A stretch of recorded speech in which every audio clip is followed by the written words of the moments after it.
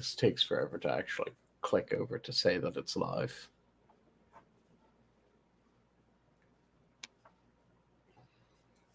It says it's live for me. It says we're live, but it hasn't started doing the count for how long we've been live. Mm. And I found that if I start too early, it cuts off. There we go. Good evening, everyone, and welcome to the zoo. The minions with me this evening are Adam. Hello. And Poppy. Hello. And as it is a Friday, and I'm once again back from my birthday festivities, I am once again the keeper, Sanguine. How are both of you doing tonight? Excellent. Oh, yeah, I'm good. I just got dinner done a minute ago. Fantastic. Yeah, I just had a amazing dinner not terribly long ago. It was a pork curry soup. Yeah, that sounds interesting. I've never even really heard of that. Like curry soup. Like I've heard of curry, of course, but It was effectively a Thai curry that I then served up as curry ramen. Curry ramen is delicious if you're able to get it. But because it was a Thai curry ramen, it was a very fantastically spicy curry. I have some Thai chili peppers that I have frozen in my freezer. I just pull those out, slice them up, toss them into a dish when I really want to punch up the spice in it. So, took out a couple of those, took out my curry powder, some coconut milk, ground pork, Napa cabbage, and bok choy. Fried up the pork, threw in the cabbages, gave them a little bit of color, then threw them into a pot which I just finished breaking coconut milk in. So in Western traditions, one of the worst things that you can do with a sauce is break a sauce. Do you guys know what breaking a sauce means? I do. No. Do you want to explain it, Poppy, or shall I? I have food in my mouth. So, breaking a sauce is when you separate the fatty component from the watery component. So when you first pour in coconut milk has a fatty component, which is thick and rich, delicious, and it has a watery component, but it looks like it's just one liquid. If you boil that really hard, really fast, the fat separates from the water. And when the fat separates from the water, you end up with this layer of fat floating on top. In Western sauces, this is horrendous. The moment that you've broken a sauce, you fucked up, start over. There's a couple saves, but for the most part, like I said, it's you fucked up, start over. Then in Asian sauces, though, it's an entirely different matter. In Asian sauces, that is actually something that you kind of want, especially in Thai sauces. You want to break the coconut milk so you get that layer of oil. So I broke the coconut milk. The moment that the coconut milk broke, I'd already tossed in some of the chili pepper, some garlic, some of the curry powder. Hold on. Wait. So, breaking. Okay, so they separate it, but they still edit both? They're not removing. They aren't removing any of it. Oh, okay. So does it give it like a different like a texture or flavor to it, or It gives it a fattier texture since the oil hits your tongue first. huh? Whereas when you don't break the sauce, then it ends up being just kind of a smooth texture. It's a bit fatty, but it isn't really fatty in its texture. It is just smooth. So when you're thinking like a Okay, bechamel, well, hold on. Now, is this something that is normally ordered in higher end restaurants? Or is it just strictly like a different east to west? it's east-west. Okay. Because in Western restaurants, or Western cooking, so French, Italian, English, pick a Western country. If you break a sauce, that's a bad thing. Wait, even the In French? Yeah, the French especially. Okay, well, Oh, what about gosh. hold on, what about the Quebecans? They're Yeah, even French light. They're French dipped in maple syrup and with some additional Whoa. sugar. Okay. Well, is that maple syrup sitting on top of this oil mixture shit? oh god.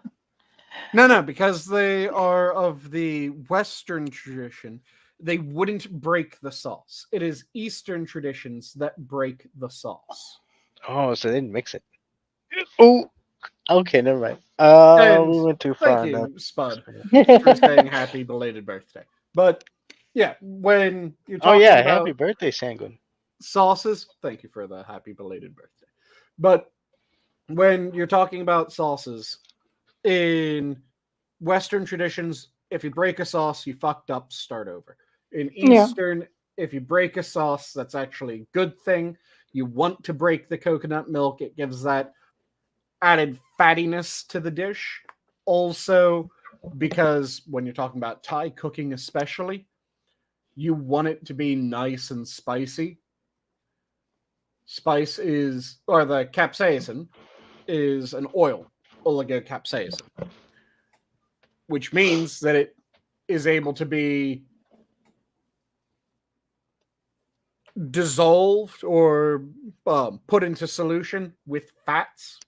So that fatty oil on top of the dish is where like 90% of the spice hits.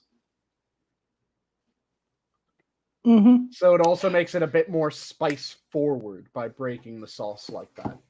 And that's why the Western countries don't do it because they're not really spice heavy. Yeah.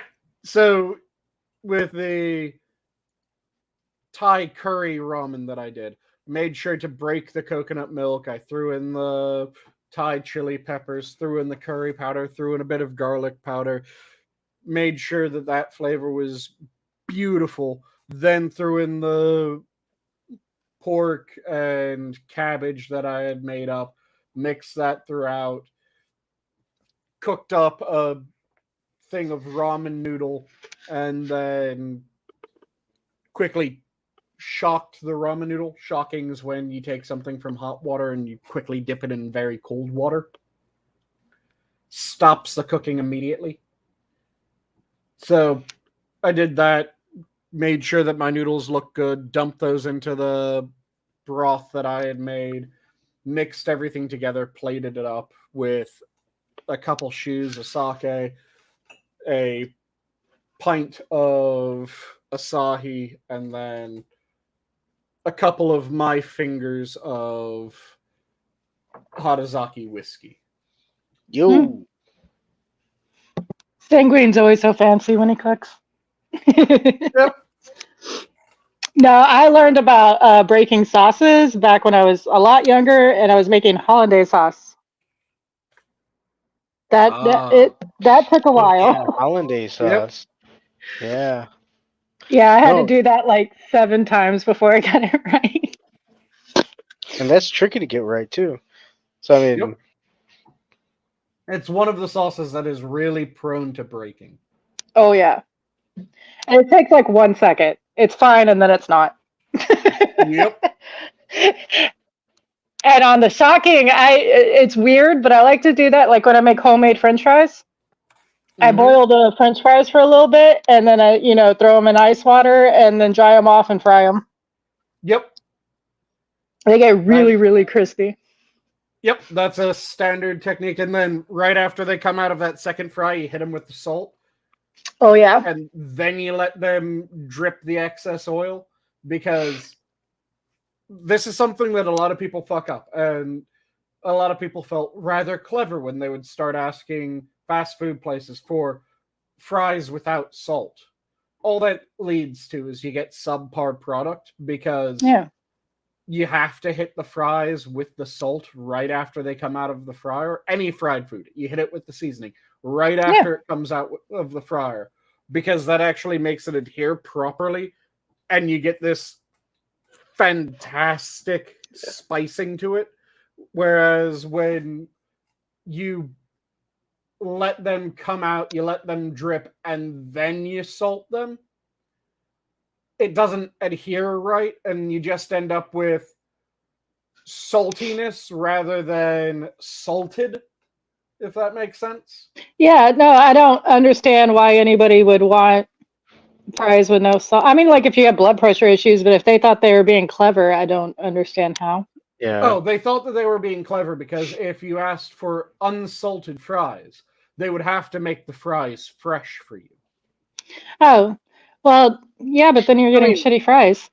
Yep. I mean, I That guess was the thing. nowadays you can get like air fryer fries, so you're not like really, I guess, deep frying it. And Yeah. I mean, I guess there's a way to get a baked fry shaped potato. Uh, you know, Oh, yeah, you can do oven fries. They aren't anywhere near as good as deep fried. No, they're not. You can do oven fries. Though, if I'm going to do a potato, rather than doing oven fries, what I would do is I'd do kind of like a confit potato or poor man's confit. So you slice it into cylinders. Then, cylinders. yep. Yeah, So little circles. little circles. You toss those into chicken broth or beef broth, whatever sort of broth works with the protein that you're cooking. You let them boil so that they're about 90% done. Pull them out, pat them dry, salt them, throw them into a well-oiled, very hot skillet at about 400 degrees. Throw them in, let the surface get really crispy, flip them over, let the other side get really crispy. You get this pillowy, delicious, amazing inside with this super crispy outside. Mhm. Fucking amazing. I love them. You said comfy, and I just started thinking about garlic comfy again. And oh, me and Angel had an obsession with that. Like 4 or 5 months ago, we were making yeah. like full mason jars full of it because oh my god, I hadn't made it in years and years, and she never had it, so I made it for her. And that child was putting it on everything. Yep. And the best part is you get the garlic out of that. The garlic tastes amazing, but then also when you've fished out all of the garlic, use Mhm. the fat that you We were used doing for olive oil, confit. but yeah. Yeah, you can use either olive oil or you can use a animal fat or any Mhm. oil that has a high enough temperature. Yeah, using But it for cooking is good. Yep, you use that to cook up whatever the fuck you want to cook up, and it's this nice, deep, rich garlic flavor. Oh yeah, we So, made burger patties with the oil from it, like yep, skillet fried. Oh, those were so good. yep, you get that garlic into that, and oh, it's amazing. Another thing that you can do if you like confit potatoes, do you like spice at all? I do, but I have to be careful with it because I'm allergic to. I can never say it. What you were talking about earlier that makes the spice, the caps. Oh, capsaicin? I'm allergic to it. Ah, never mind then. I was going to say you could also make a homemade chili crisp, which is Yeah. very similar to doing the garlic confit because you heat up the oil, you pour the oil over top of your chili crisp, your Szechuan peppercorn, or your chilies, your Szechuan peppercorns, and you let that sit for a period of time, and it ends up just spicy, delicious goodness that you can put that on pizza. You can put that on rice. You can put that on fish, on anything. And it tastes amazing. Adam fell in love with chili crisp during the camping trip. Oh Yes. yeah. Yeah, it was very delicious. And also, I will honor your request, sir. Spudgun would like a an invite. Shooting him in the link now. Yeah. Yeah. Oh, where did you get the chili spice? The Poppy? chili crisp. No, not you, Sanguine. Poppy. I want to hear Poppy chili spice endeavors. Oh well, I was just gonna say it smells great. I just can't eat them. Like I could do basic peppers, like bell peppers. I can eat. I just have to take all the seeds and stuff out of it. Yep. I can't do it often. Like the lower end, I can eat, but the hotter it gets, the worse it. We figured it out when I was young. You know, my grandpa is Hispanic, and he loved to eat peppers with every single meal. Well, one day, jokingly, when I was like 9, he told me to stick out my tongue and put a ghost pepper seed on, or like what jalapeno. Yeah, it was like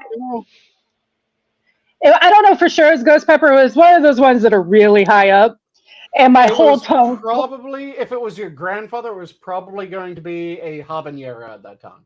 That probably, because I thought about it after I said, and I'm like, I don't think ghost peppers were around when I was 9. I'm not sure. Yeah, ghost peppers started popping up late 90s, early 2000s. Oh yeah, well, yeah, that would be around the right time. Though at that time they were very hard to get.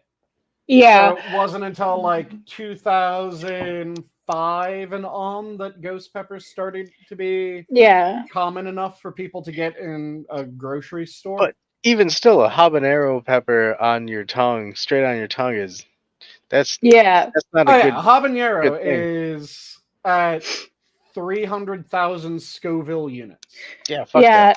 He put like a couple seeds right on my tongue, and the whole thing swelled up and was like out of my mouth. And my grandma has this weird thing where she laughs, or she did, laugh hysterically whenever anything that was freaking her out was happening. And so she couldn't stop laughing, and my grandpa was freaking out, and I was just like, can someone call an ambulance? But I couldn't talk. Yep. So we finally got that done, and they were like, yeah, do not let her near peppers anymore. My mom was so mad. One thing that you can do, you can handle red pepper, not the peppers, but just like red pepper that you put on pizza. To a point, like you don't want to do a whole lot of it, but yeah. Crushed red pepper, and also chili crisp using that red pepper. And hello, Spud. Yeah. Hello, Sanguine, Adam, and Poppy. Hi. Hello. Hey. Hello. But yeah, you can do a chili crisp with just red pepper flakes. Like that, and that works. It doesn't have quite the same flavor profile. Yeah. But I know people that have done that, and they really enjoy that version of it as well. Yeah. I mean, like I said, like I've noticed like the ones you like chili powder, I can eat more of than like, of course, fresh peppers. Like the dehydrated, like ground, I can eat more of that. I still have to be careful. So, because I live in Texas, you know, spicy food is a very big thing here. Oh yeah. So I just end up taking like a bunch of Benadryl and doing it anyways. Nice. Kind of like the lactose intolerant people that can't get enough cheese. Right. It's always the good food you're allergic to. I don't know why. Yeah, no one's allergic to broccoli. No one's allergic to Brussels sprouts or lettuce. No. It's always the really good shit that everyone wants. Tell me about it. Right. I can't Brussels eat sprout. Oh, sorry, go on, Oh. Adam. No, yeah, Brussels sprouts and onions. That's right. Oh, that's Onions are lovely. Brussels sprouts are evil. I like Onions are Brussels delicious. sprouts. Damn. Brussels sprouts can be very good if you do them right. Right, don't boil them. Don't do that. Yeah. No, you steam them and they still taste like licking out the inside of a grease trap. Why are you No. steaming them? The way that you do them is, if you're going to steam them, you just par steam. Anytime that you hear par before a cooking method, it means that you cook it part way. Yep. So you parse steam at most, and then you slice up some really good rashers of bacon. You slice up some of your preferred onion or shallot or anything like that. Toss that all in oil. Throw that onto a baking sheet so that as it cooks, the bacon gets crispy, the fat renders out. That starts cooking the rest of the Brussels sprout, cooks the onion. So you get this crispy edge to the Brussels sprout that's nicely caramelized. You get that bacon fat coating everything. It is fucking amazing.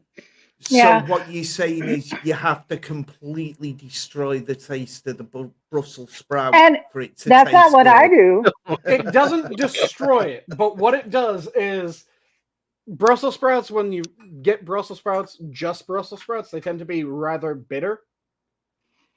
Yeah, because the high iron content.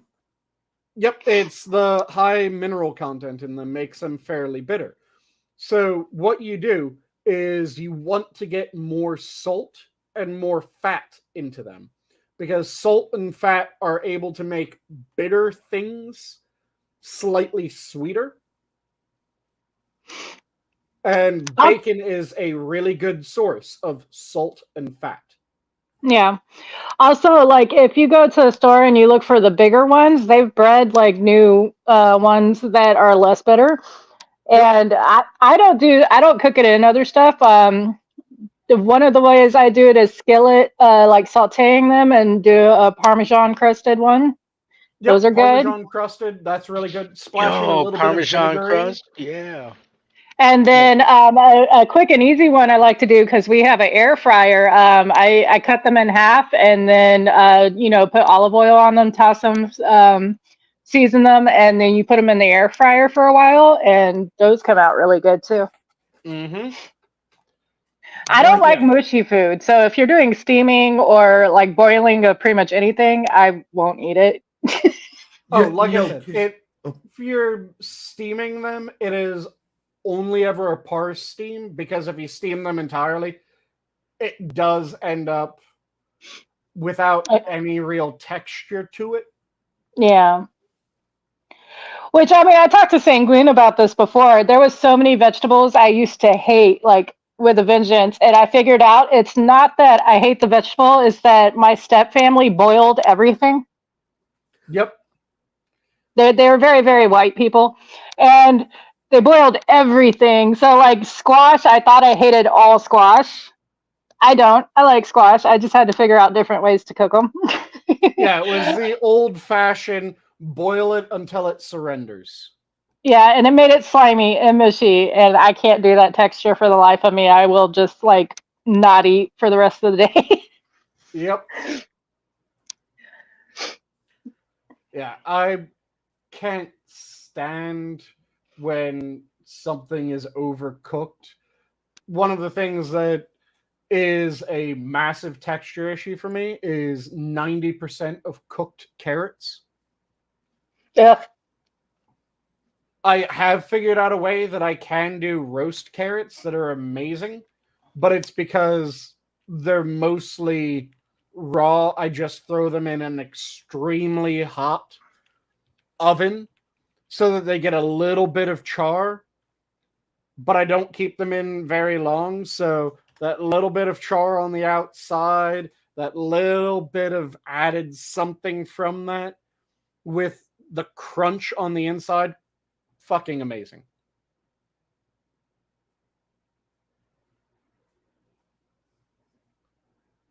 But there's so many times that cooked carrots just end up being mushy to hell.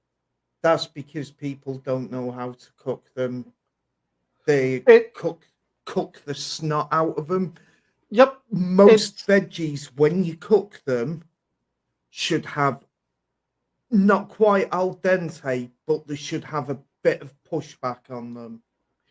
And it's not just people cook them wrong, but it's kind of like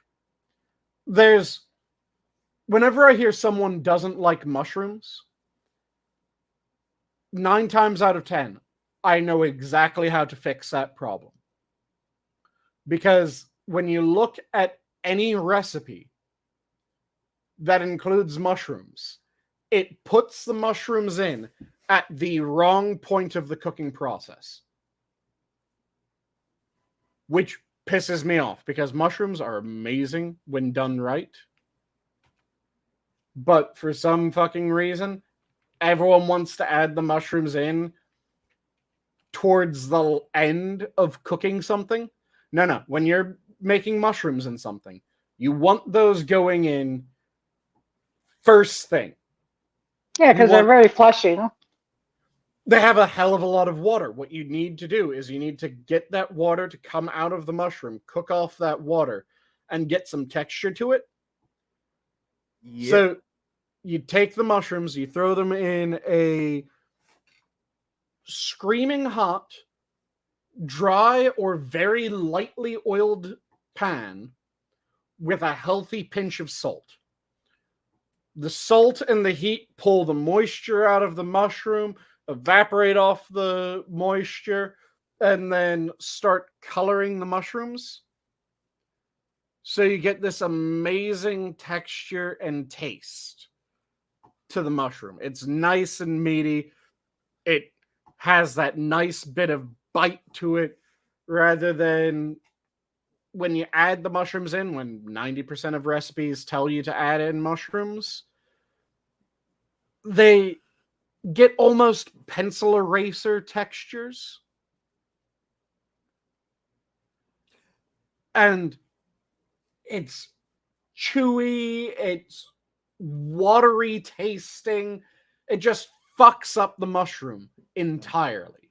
Yeah, can I just pause you for 1 second there? Go for Assassin, I'm irreplaceable.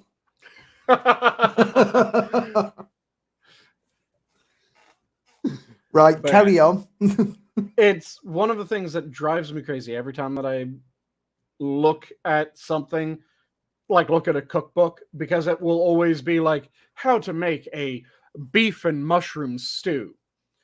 And it's at like the last 3 steps. Throw in your raw mushrooms. You just fucked up.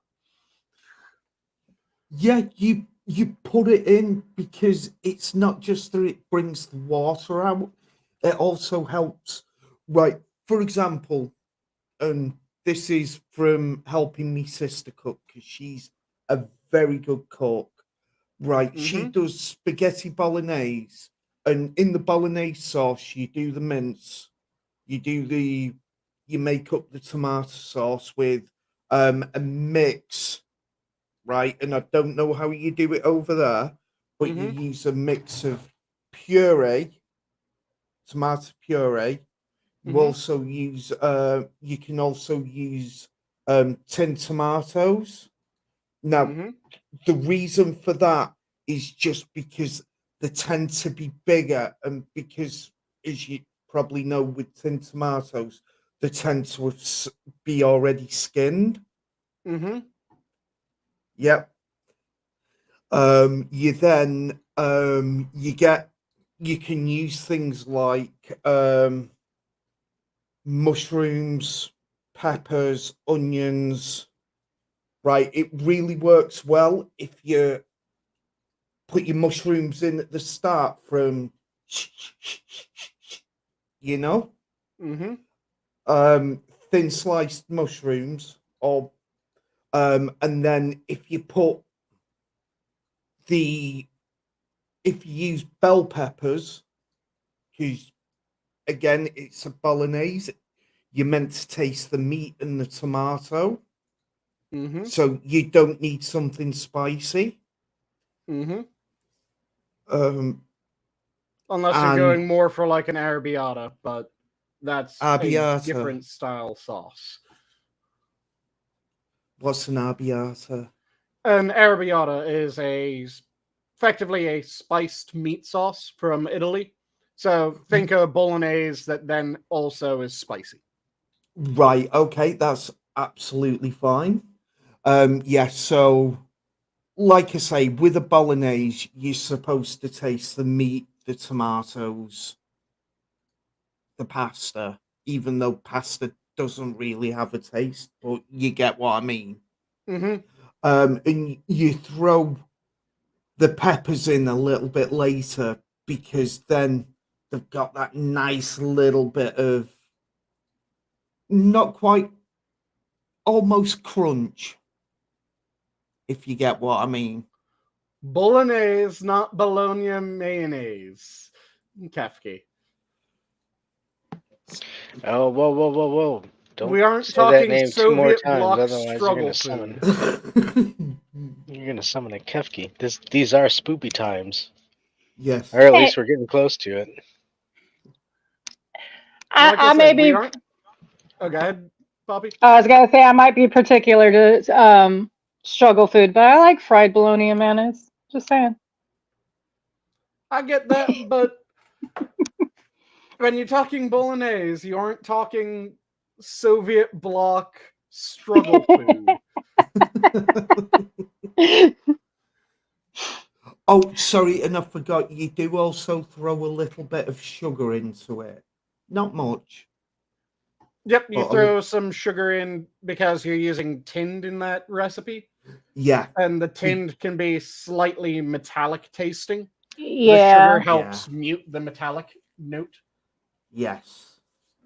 Yeah, if I ever used any kind of tin stuff, I always stuck honey in it Mm-hmm. because it made the metal taste go away. Oh, I've you add a never sugar. heard of that. I figured it out on my own. Like I said, Mhm. when I was younger and I had, the girls when they were little, we struggled quite a bit. So a lot of our stuff came from cans, and canned spaghetti sauce so tastes like the can. Mhm. Oh, not the oh no, not the whole sauce, just the tomatoes, because they tend to use different tomatoes. Yeah. Well, I'm Yeah, saying that's how I figured yeah, out honey for it, is because we had to use the whole can of tomato sauce or like a spaghetti sauce.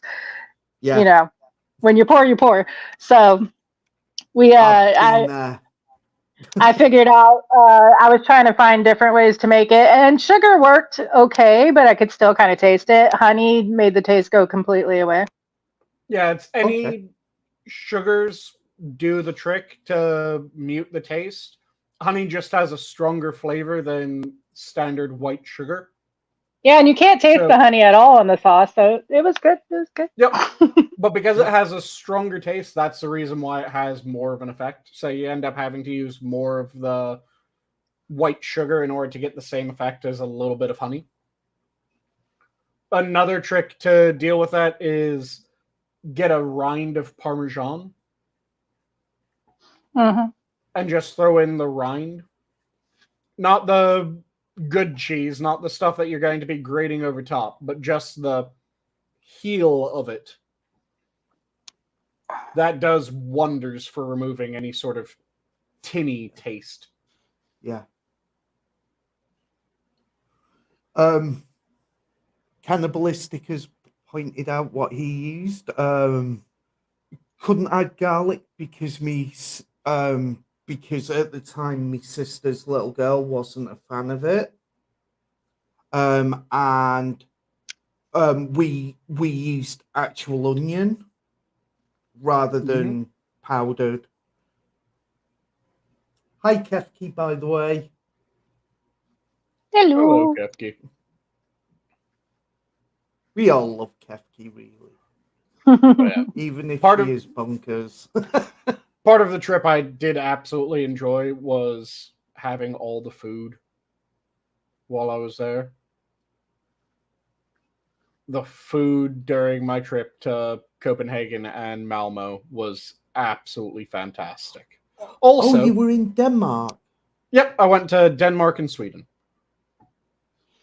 And then also one of the other things that I did that was fairly interesting was there's a museum of disgusting taste.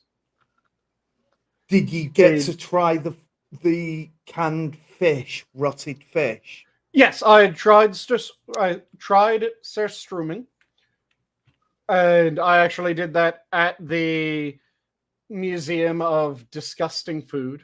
So I had surströmming, I had century egg. Well, wait, what was that? There's A a can of museum. rotted fish So and hello, struming. Kefki. So struming is a fish that is pickled in a tin.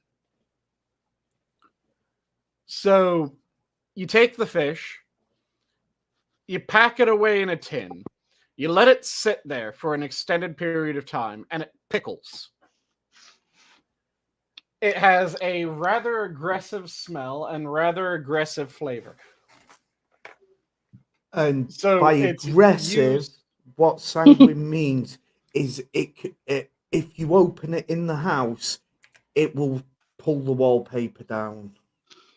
Yeah, I've seen that on TikTok recently. It's apparently like a trend to like order it online and then open it in front of like somebody who doesn't know what it is. Yeah, the trick is that when you open it, you're supposed to open the tin underwater. That gets rid of a lot of the smell. And then it's meant to be used as just a condiment, effectively.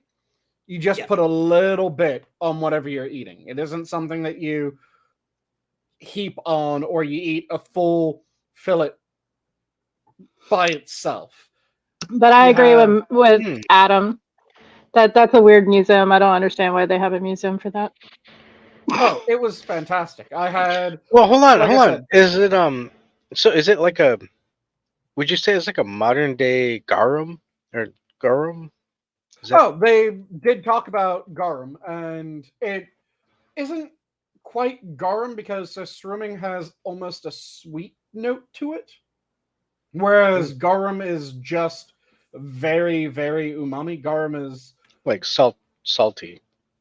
it's salty, it's umami, it's like Worcestershire. Yeah. Oh. Ooh.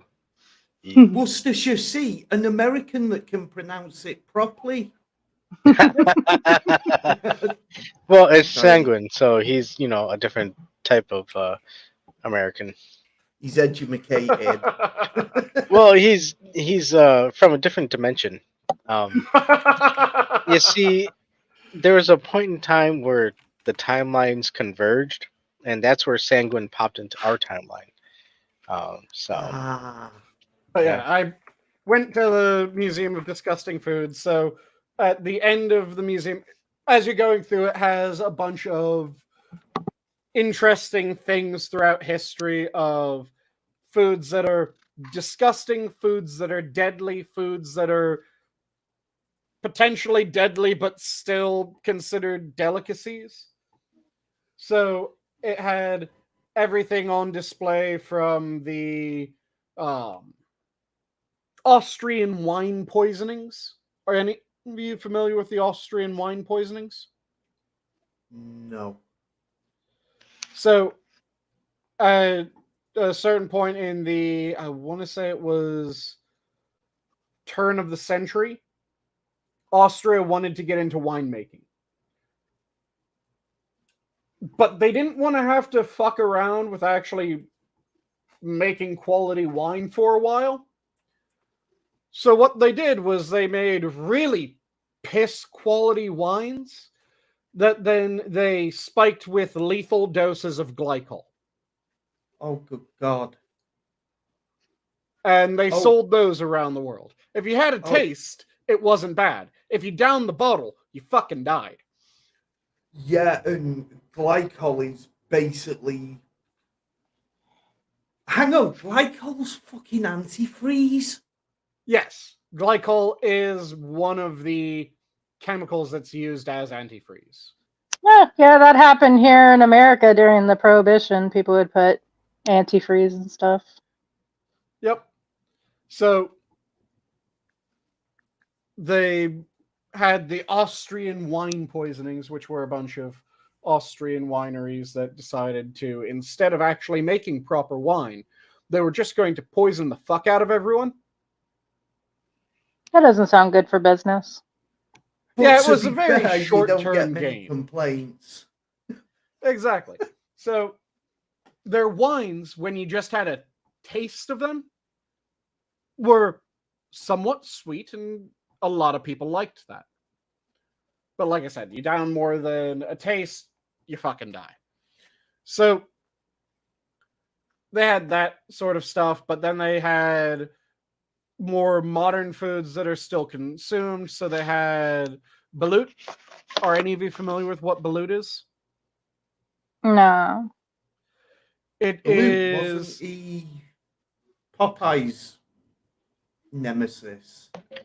No, that's a that is Bluto. Bluto. Or Brutus. Yes. Hmm. Bluto or Brutus. That's Yeah. slightly different. Balut is a partially developed duck egg. Oh no, no, oh god, that is. I now that you've told me, no, Ooh. yeah, it's basically it's an embryo that's You eat fetal Mon- duck. yeah, no. Kefki, I'm with you. They're aligned, and I love haggis, right? So which they is- had a display on Balut. They also had a display. There's one cheese from France that is dubbed the maggot cheese. Because what they do is they take a block of cheese and then they purposefully infest that block of cheese with cheese mites. And they let the cheese mite maggots eat the cheese, and then they consume the secreted processed cheese from the cheese mite. Shall we phrase it that way? basically you're eating maggot shit. Yeah, you're eating maggot shit. And it is a very, very, very soft cheese that I believe originates from France. Oh, So- good lord. They had an exhibit on that and then a bunch of other foods. So it was all just very strange foods. The first thing that you walk into when you walk into the Disgusting Food Museum is a proper monkey's brain table, Oh no. which you guys know monkey's brain, the Cantonese cuisine from China, right? Mm-hmm. I know it from It- I think it was in Clue, Clue. right? Yeah. Yes. I- Monkey's Wasn't it in brains Indiana Jones too? Indiana believe it- Jones. was, but the one that I was expecting you to know, Adam, was the monkey's brains, while popular in China, are not often found in Washington, D.C. Yeah. Mm, But No. Miss so they Peacock. had the monkey's brain table, which, for those who don't know, monkey's brains supposedly are best served extremely fresh. When I say extremely fresh, they have a specially designed table which has a hole cut out in the center Oh no. for you to bring in the monkey, shove the monkey so that its neck is trapped in the hole of the table, and then you crack open the skull, open it up, and you eat from the head. Nice and fresh. Exactly. So- you need them as fresh as you can get them. So fresh it's still twitching. Yep. So it had all kinds of exhibits like that, but then Well, how else are you gonna get what he was thinking right at the time he got his skull cracked? at the very end of this, though, you got to go up to the final table, and the final table was you got to try some of the food if you were interested. Oh, I forgot one of the most disgusting foods in the Disgusting Food Museum. They did also have Virgin Boy piss eggs. Wait, what? What? And I cannot stress this. Hold on. enough. And before you said the last table was you can go and try them, so you can You didn't try get to monkey's try brains. you didn't get to try everything. They had a selection of things that you could try. I'll go through what I was able to try there. Oh my But goodness. one of the other exhibits was Virgin Boy piss eggs, which is a Chinese delicacy. Holly used to talk about those. And it is exactly what it sounds like. They get the urine of virgin boys. Typically, they go to like kindergartners and very young children because they're assured to be virgins. And then they collect the urine from these boys and they boil their eggs in that urine. So it's virgin boy piss eggs. Did they say why they did this? The people that enjoy the delicacy think that it adds a unique flavor that they like. Yeah, boiled Piss. piddle. The taste is piss. Yeah, it is Yeah. an extremely strange delicacy, shall we say? And I would say that the reason for the virgin is so you don't accidentally get an STD while eating eggs. Quite possibly, yes. You're eating your omelet and all of a sudden you got AIDS. Yeah. But I got chlamydia in my mouth somehow. You know? yeah, Yeah. you don't want to be I mean, eating your pissed. nice hard-boiled egg, which, by the way, so they boil the eggs, but then partway through the boiling process, after they become about soft-boiled, and they're able to have the shell cracked without completely falling apart, what they do is they take the eggs out, they roll the egg so that it kind of breaks the shell all the way around, but it doesn't completely remove the shell. And then they throw it back into the piss so that the piss is able to impregnate the egg a little bit more. Oh God. Holy shit. Right, can we?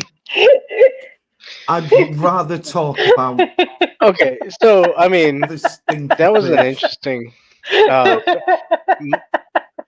my joke was you take a bunch of eggs and then you have one of them from this AIDS infested virgin egg. But you Virgin make boy deviled piss egg. eggs. Yep. But you make deviled eggs and you serve it out to a party and you're like, haha, it's Russian roulette. Who has AIDS? Who has the AIDS chlamydia? egg? Yep. Yeah. Who Enjoy. has syphilis? That's Sorry, what they... I started laughing too hard because I never knew that was a sentence I was going to hear. So the piss can impregnate the egg.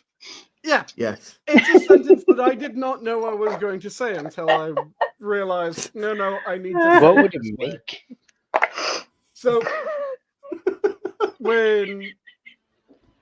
That was one of the exhibits. But then at the very end of the museum, there's a long table that has a bunch of different foods that were part of the museum. And you had a chance to try them. So it starts off fairly tame, fairly calm grasshoppers. So Those aren't bad. yeah, you get to try some grasshoppers. Grasshoppers, if you haven't had them, they're kind of like nature's popcorn. They're a bit grassy, but they just have a nice crunch to them and No, not really anything offensive. I'm going to stop you right now. Okay? We didn't get to the top of the fucking food chain to eat grasshoppers, mites, and all the rest of it. Okay? We got to the top of the food chain so that we could eat steak, pork, lamb, even fucking horse. Well, the next one that was on the table was, I believe, bullet ants. So Good God. they, again, fairly pleasant. They're just crispy and not really an aggressive flavor. Then it No, that went just- to. Okay. I was gonna say that brought up a weird question for me. Like, I'm allergic to ant bites. I'm allergic to a lot of weird shit, but I'm allergic to ant bites. So now I'm questioning: would I be able to eat ants? It I never depends thought on about it. whether you're allergic to whether it's effectively a venom reaction to the ant bite. If it's a venom-like reaction to the ant bite, then you would be able to consume ants. If it's a poison-like reaction, then you would not be able to consume ants. I don't know. But so next up, like I said, was the ants. Those were also rather lovely. They did those in a nice chili sauce as well. Okay, hold on. So, Spud, assume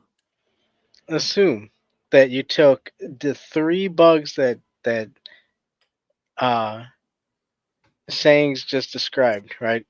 You took them, you ground them up, and then you turned them into like a potato chip looking structure, and then you said, "Hey, look, it's a what do you guys say? Crisp. It's a crisp." Yeah. Would you eat it? No. Absolutely not. You aren't Okay. going to eat the insect-based Pringle? No. Yeah, I was gonna say, like, if it's because I can see if it's like if it's No. We are going to argue over this. Absolutely not. Okay. When you were at the top of the food chain, okay, you do not eat bugs. But listen, the fire ant adds some flavor, like spice. The grasshopper tastes like a popcorn, you know, so you get your corn flavor, you get your spice, and then the other one is like, I don't know, what do you say, paprika or something like that. So I mean, you add all of them together, and then then you can add like Cool Ranch or spicy nacho and bug bug chips. No. No, I think he because is very against bugs. we have very much moved past it. This is why we invented potatoes. Yeah, we didn't invent potatoes. That's Yeah, kind of the yeah. yeah, but no, right. We did have our hand in the selection of potatoes, though. So Well, we we did had our somewhat hand. have a influence in the current cultivars, shall we say? Yes, we influenced the breeding of them. Okay, but we obviously did. No, what you're trying to do now is you're trying to get me to ignore the bugs. And no, I will not eat the bugs. I will not live in the pod. Oh, So- dude, we didn't even get to the pod yet, though. Yeah, That's no. next. Right. Yeah, I think Okay, he so- has very strong emotions towards the bug So the conversation. next thing. Well, the next Okay, thing so wasn't what bugs. if we put the bugs in a paste form? What do you think Okay. about that? Like a dip. Let's stop messing with him about the bugs. Come on. Yeah. The next What thing if wasn't I a bug. dipped your head in the toilet? I don't want a Sorry. swirly. The next thing wasn't a bug. The next thing was a century egg. Century egg. Yep. So it's this very peculiar sort of Chinese delicacy where it is a pickled egg. That's very fucking old. And it's pickled in a rather strange way so that the white of the egg turns into this deep brownish purple, and the yolk becomes this kind of brownish green. What the hell have they done to the egg? Yeah, but what's it taste like? Oh, it tastes like sulfur. And I can say this from first-hand experience. I ate a bit of the century egg, and it tasted like sulfur. Why? Oh, he And went there to people- eat horrible food. I went People eat there, this on the and regular. they had a challenge to see if you could eat everything. And I went, all right, let's fucking go. So Sanguine has issues. after having that, it then went to various cheeses. So it started with a fairly tame but rather aggressive blue cheese. It was aged in a particular fashion. I'm trying to remember the exact sort of cheese. It wasn't a Roquefort, but it was kind of aged in a Roquefort-esque style. That's So basically buried underground, isn't it? Yeah. Yeah. It's an extremely aggressive blue cheese, which was rather lovely. And by Then- aggressive, you mean it blew your socks off? Oh, I enjoyed it. I actually... Yeah, I'm not saying it was bad. I'm just saying it's very, very, very, very, very strong. Oh, it was a very strong flavor. Absolutely. Yeah. So then after getting that nice little palate cleanser, it went to strange drinks. So there was Milkus, which is this kind of fermented milk soda. Yeah. It's actually really, really nice. Hang on. Mm. Fermented milk. Yeah, it was this fermented milk. Carbonated milk on its own doesn't sound good. No. It was actually pretty damn nice. Then the the one right before that, because it was the other one and then it went to Milkus. And I'm trying to remember what the other one was. I remember it was a strange Japanese beverage. Oh no, it wasn't the Japanese beverage. I remember what it was. It was the sauerkraut juice. Sauerkraut juice. Yes, so you That's take sauerkraut, cabbage you water. squeeze the sauerkraut, and that liquid that drips out, it was a taste of that, which was fairly nice as well. Cabbage water. Yep. Fermented cabbage water. Yes. So it was Yeah. salty, bit funky, but on the whole, fairly nice. Yeah, that is. I don't know. That one actually doesn't sound so bad.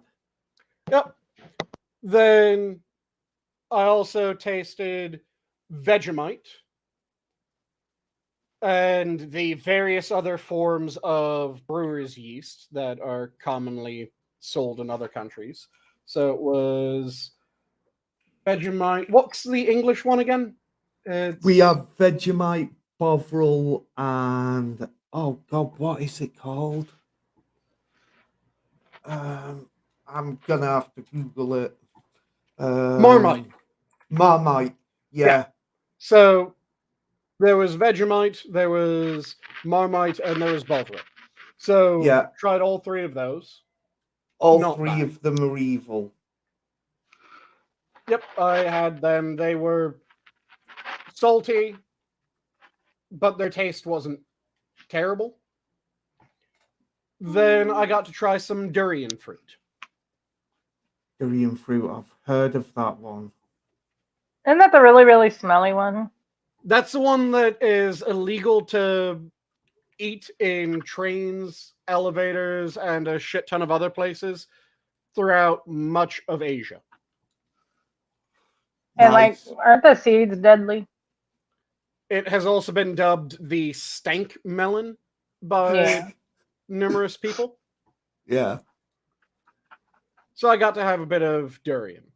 Then it went back to insects for a little bit because I had June beetles and I had what was the other one? It was June beetles and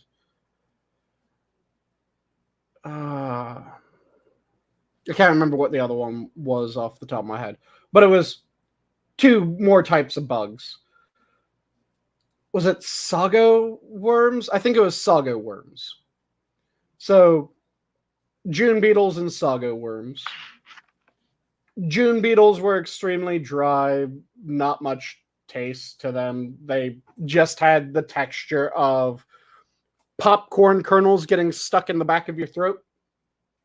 Lovely. Then They I can had a be bit useful for eating. Sorry. of Swedish caviar, which was an interesting taste. It's fishy and salty. Then some Hakarl. Do any of you know what Hakarl is? I know what Huskarls are, but Huskarl, no idea. I am not talking about the axemen from the pre-Norman invasion of England. Hey, they held their ground at the Battle of Hastings. Hastings. Yes. Yeah. They did rather nobly. The only problem was they kept on breaking formation during the feigned Norman routes. Well, Yeah, look, they saw him running, and they wanted to take advantage. Yeah, Yep. and that was exactly the wrong thing to do because the strength in the formation was the shield wall. Oh yeah, it was death to go against them because when it was man or horse running up to them, the axeman was up front, the axeman's axe fucking moving, and it would take anything that stood before it. When archers started shooting, they had their shield bearers who were just carrying these like 6 foot plus tall oaken wood shields. No, Just that's right. I think right because the Huskarls weren't at Hastings, and the breaking formation was the English. Yeah, we're thinking the- they were on the hill. yeah, Yes. the Huskarls of Godwinson, of Harold. His Yeah, and they were on the retinue flanks, right? his retinue were mainly consisting of Huskarls, because that was the old Anglo-Saxon housemen. Yeah, the heavies, and then My apologies. Oh, you're My thinking the apologies. Norse version of them? I was thinking of the Norse version because we had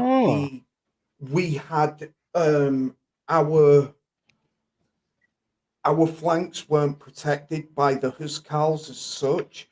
They were protected by our own axemen or Norse axemen rather than the Huskarls.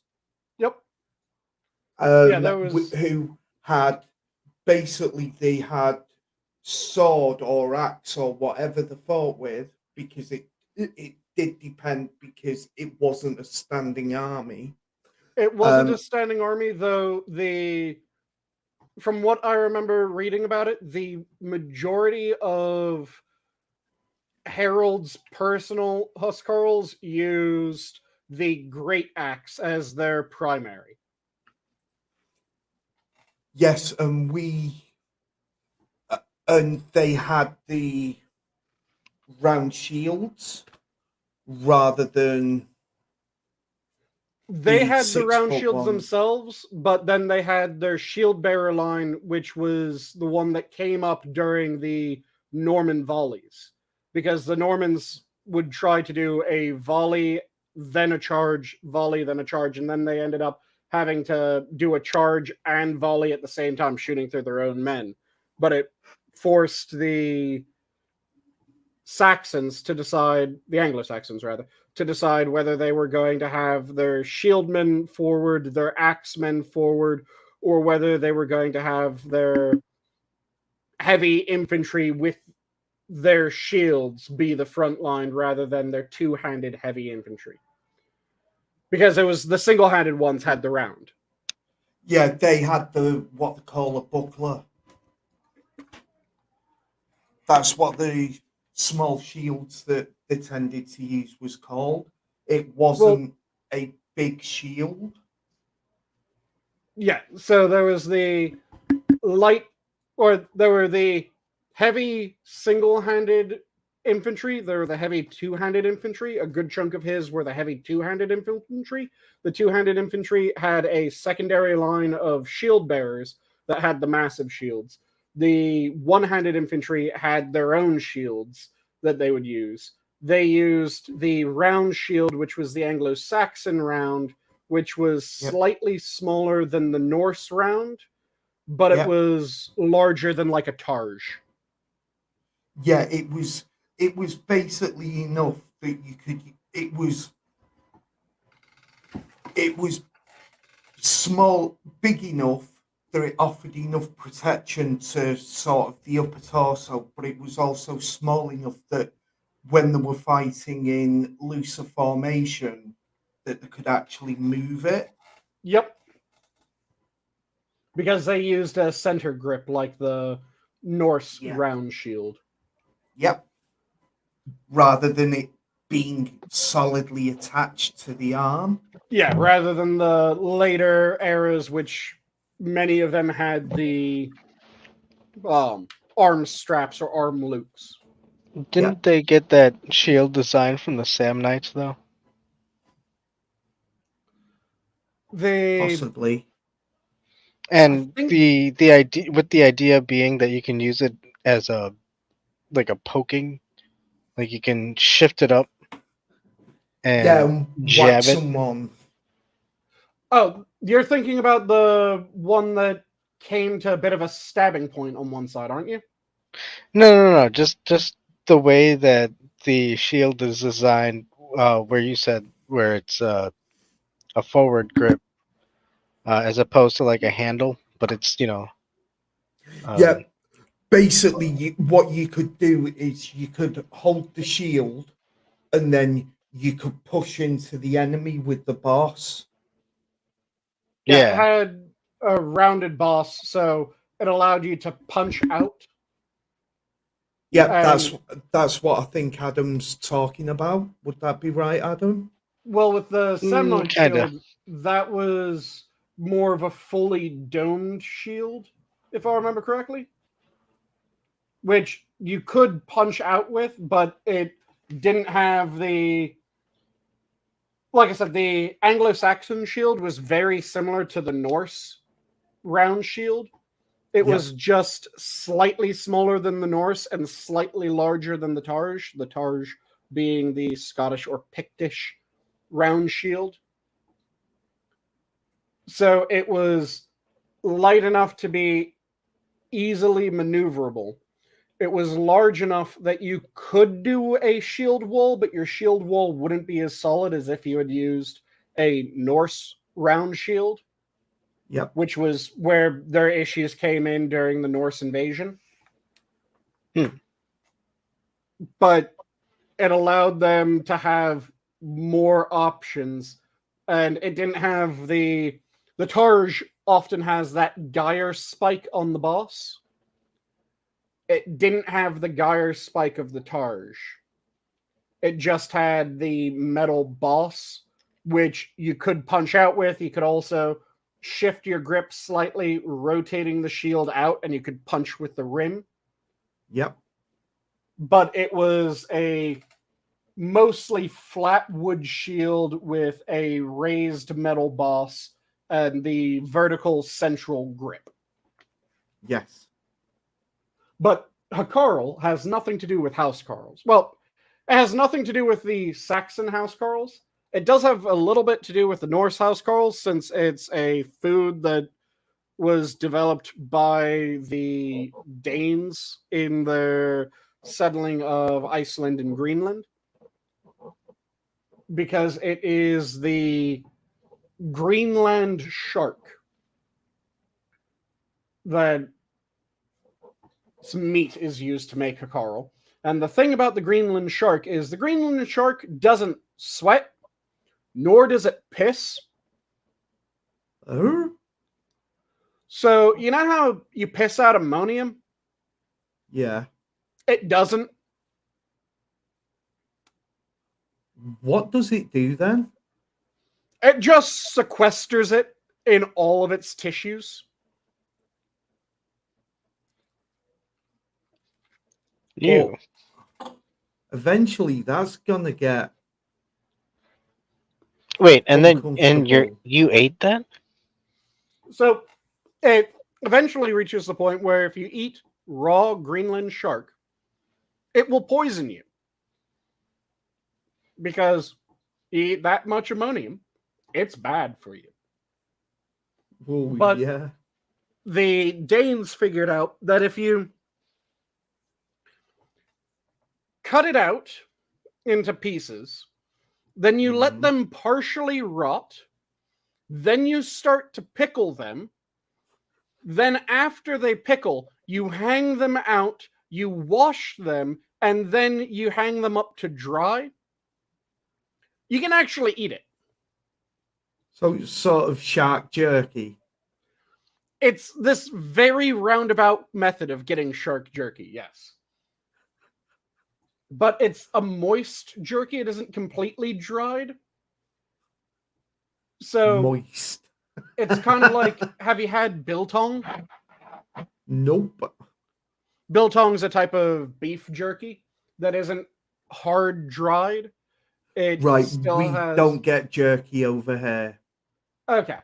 So biltong is, like I said, a beef jerky that still has some moisture to it. Right, okay. And it's like that with Greenland shark. Only it also has a rather potent taste of ammonia. Tastes like piss. Yeah, it tastes a bit like Sorry. piss. I'm really sorry. Tastes a bit like how piss smells. Yeah. Oh, So- God. I had a bit of Hakarl. And then there's this one type of cheese. It's potentially the oldest cheese on Earth, which is an extremely soft cheese. I'm trying to remember the name of it. But the way that you get it is it's a sheep's milk cheese. It's either Right. sheep's milk or goat milk. I can't remember which one. But either sheep or goat milk cheese. Yeah. When a infant, so a lamb or a kid, feeds for the first time off the mother, you give it the full feeding. The moment that it finishes feeding, you wait a little bit longer, then you kill it. Then you quickly cut open the kid or lamb. You tie off the ends of the stomach, and you heavily salt the stomach. You keep this around for a bit, soaking it and salting it in turn in order to get the right texture. And then after a few months, you cut open the stomach and there's a very soft cheese. Brutal. So I had a bit of that cheese. Yeah. There were a couple other strange cheeses in the list. There was at least one more bug that I had in this list. And a couple other strange things that I can't remember off the top of my head. So go through all of those, and then you reach the end of most of the tasting. The last bit of the tasting was hot sauces. Okay, I can So- see that because they didn't want to destroy your palate halfway through. Yep. So when you reach the end and you're at the point where it's hot sauces, are you guys familiar at all with the Hot Ones interview show? Yes. Yeah. So you know how their last hot sauce is the last dab? Mm-hmm. That's the first hot sauce that you try. Oh, Lord. Just starting off with it. Yep. So that one is like what, 1.5 million Scoville units. The next hot sauce is at 2 million Scoville units. The next hot sauce is at about 2.2 million Scoville units. At this point, you reach the point where the hot sauces past this are no longer whole pepper hot sauces. So most hot sauces that you get, they use the flesh, they use the seed, they use the pith. They use the whole pepper in order to get the hot sauce. Right. In order to go above a certain point, you aren't able to use all of those components. So it goes from being whole pepper hot sauces to being capsaicin extract hot sauces. Oh, right. Friend of mine brought in this extract. I don't know what it was extracted from, and it wasn't up to stupid levels, right? And he said, take a dab, and oh my God, my mouth was on fire for about 2 hours. So the first of the capsaicin extract hot sauces was at a fairly conservative 3 million Scoville units. The second one was at 4.5 million Scovilles.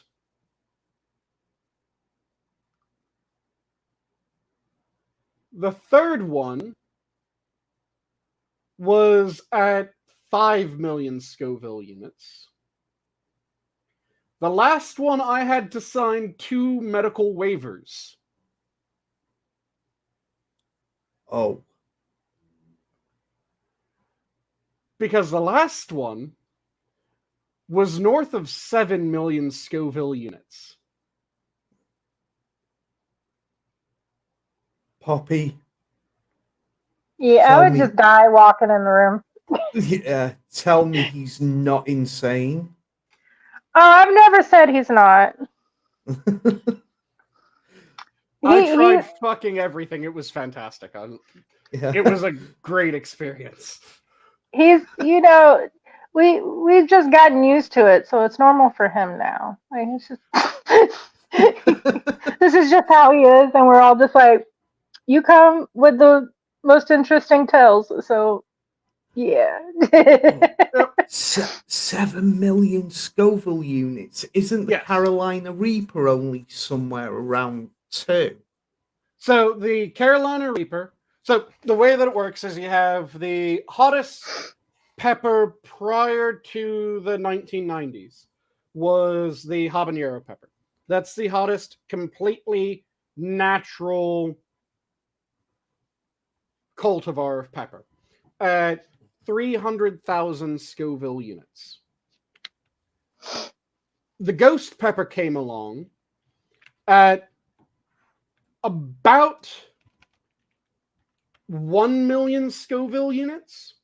So a bit more than 3 times as hot as the habanero. The current hottest peppers are the Trinidad Scorpion, Pepper X, and the Carolina Reaper. And they are between, if I remember, let me quickly double check this actually as I'm saying it. I think those are between 1.5 million and 2 million Scoville units. But let me quickly pull it up. I will never. Okay, so the Pepper X, the latest generation of Pepper X, Carolina Reaper, and the Trinidad are all 3 million to 3.2 million Scoville units. And that final sauce that I had was north of 7 million Scoville units. And I think the high end of that pepper, because it had a range when you get to that level of spice, it has a range of north of 7 million to 9 million Scoville units. Go on, Poppy. I just, even if I wasn't allergic to peppers, I really, because spicy is not actually in the taste buds. It's literally just the pain centers in your mouth going off. It's chemical reaction, yes. Yeah. And so it's just like, I don't understand how society got to the point where it's just a masochism to holy hell. Like, we're just breeding and making more and more painful things so people can be like, look how tough I am. I put this thing in my mouth and didn't die. Well, the thing is that it's funny that you should mention that, as humanity just keeps on trying to make things that are More ways painful. of being cock measuring competitions effectively. Yeah. Yeah. Do you know what chemical in the body is the most associated with being able to deal with high spice levels No. in both men and women? Hmm. No. Testosterone. I thought testosterone lowers your pain tolerance. High levels of testosterone increase your and actually no, it's not testosterone lowers your pain tolerance. It is testosterone increases your pain tolerance, and other chemicals associated with testosterone increase the rate at which you are able to uptake pain meds as well. Which is why when you're looking at pain tolerances, there's one point in the average woman's life that she will surpass the average man in his pain tolerance. Do you happen to know what point in their life that is, Poppy? Menopause? Childbirth. I don't know. I See, don't know. I've always had a high pain tolerance, so it's. I don't Childbirth know. is the one point where the average female will exceed the average male in pain tolerance, because testosterone increases pain tolerance. Also, there's other chemicals that increase your susceptibility to different other neurochems that increase your pain tolerance as well. So testosterone also increases the rate at which you uptake endorphins. Endorphins decrease your pain. can I just say though, you're absolutely wrong. Childbirth, it can't be that painful. And Oh, fuck off and go die. Wait, I'll tell you for why. Okay, I've been kicked in the testes, and I've never said, "Oh, I think I'd like another one of them, please." I've used Oh. that example before another way, because You don't have hormones in your brain saying that you love getting kicked in the balls, though. We have But hormones that flood your brain that go, don't kill that thing inside you, even though all you want to do is take a knife and rake that thing out. Yeah. Poppy, Most I people have have the another chemical. argument.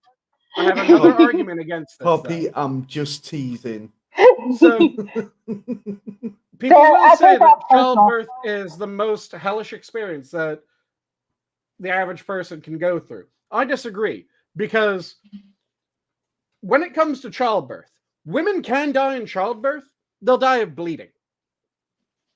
Yep. Because something gets torn, they'll bleed out. That's how you die when it comes to Well, childbirth. that's not the only way you can die, but yeah. That's the primary way. Functionally, no woman has ever died just from pain when it comes to childbirth. It's some other physiological complication. It's bleeding out. It's that there have been women that got vasovagaled so hard during childbirth that their body just didn't restart. Yeah. But it's not the pain that kills the person. It's possible to die of shock just from pain. there are records of men getting kicked in the balls and just fucking dying due to pain.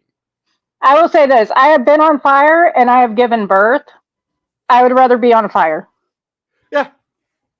I would dead ass drench me, and I got my tubes tied because birth control wasn't working. I kept fucking having kids, and I honestly was like, next time I get pregnant, I'm jumping off a building. So you fix me. But like I said, that's a fairly clear marker. If you're able to die from pain from something, it has that to just be means you're a pussy. ton of pain. I've been in all kinds of horrible pain. My heart stopped 3 times, but it started back up. It's not that big of a deal. Like if you die from the pain, usually they said that's probably what I'm going to die of, the rheumatoid arthritis, if my heart doesn't give out first, like when I'm older. But I mean, that just means you don't have a very high tolerance to pain. Different people will die from pain levels at different times. Oh yeah, absolutely. Like different points. Because if you you have a very low pain tolerance, of course you're going to die fairly soon from it. But also, once again, the woman's body is made to do it, so it sends all these kind of fucking different hormones throughout your body to stop you from just croaking in the middle of it. Yep. You a lot of women. I'm sorry, I know I'm talking too long. Men, on the whole, like I said, have a much higher pain tolerance. Women will exceed the average male's pain tolerance during childbirth. Because that joke on the, nobody wants to do it again with childbirth, one thing you don't understand is for most women, I didn't have this. This is why I hate childbirth so much, but there's something that just makes you, like, it blurs the whole thing and you kind of forget how horrible pregnancy and birth was, so you'll do it again. And you don't remember till you're midway through the next pregnancy and you're like, oh my God, I got to do that again. And it kind of hits you again. But before that, you don't remember. Because I even asked women, why the fuck do you keep doing this? I want to kill myself. And they're just like, I didn't remember until I was actively doing it again. And I was like, I did not have that problem. I also have the problem releasing endogenous amnesiacs. Yeah, because my brain is wired wrong. Like even when I have seizures, I'm wide awake. I just can't move or speak or do anything during them. Like I'm conscious, but it's foggy and I can't do anything about it. So my brain didn't have that nice amnesia thing where I kind of remember it sucking, but it wasn't that bad. No, my brain went, no, this is horrific, and you're stupid enough to get pregnant again. And, so immediately I was like, oh God, I'm fucking pregnant. I love my kids. I hate the process of making and birthing them. If I could have just adopted all of them and they came into existence on their own, that would have been awesome. But making them's half the fun. No. Your part of making them, motherfucker, is the fun. My part of making them was not. I almost died 6 times just in pregnancy. Well, no, you enjoyed the initial step. It depends on who you're doing. That initial step. It depends on who you're doing it with. True. Don't remember, it's not guaranteed for women. You got a 50-50 shot. Or less than 50-50 shot. But, yeah, no. Okay, Chris just got out of the shower. I'm going to move to the living room, so I'm not being loud in here with him. Copy that. But, yeah. Chris is the other half, yes. Yes. Give me a kiss. Yeah. But, yeah, that's one of those things that testosterone is the chemical that is most associated with a enjoyment of spicy food, and the more spice in your spicy food, the higher the testosterone typically is in that person. And this Willow needs to get tested then. Yeah, Willow needs to get tested then. Because Willow, my daughter, my oldest one, she's 22 now.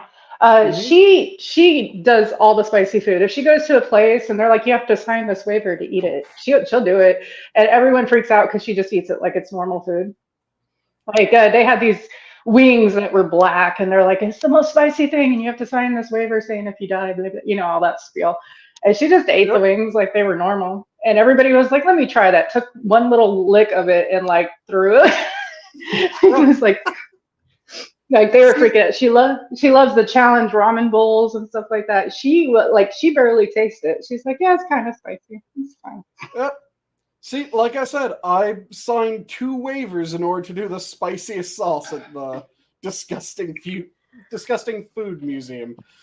Yeah, they do that. Sometimes it's just a spiel because, like, there's a chicken place that has you sign a waiver. It's not even that spicy, Oh yeah, but like, it's part for show, but when you get up to the 7 million plus, then it's less for show and more. No, you don't understand. This can actually cause health problems. Here's the list of health problems. Yeah.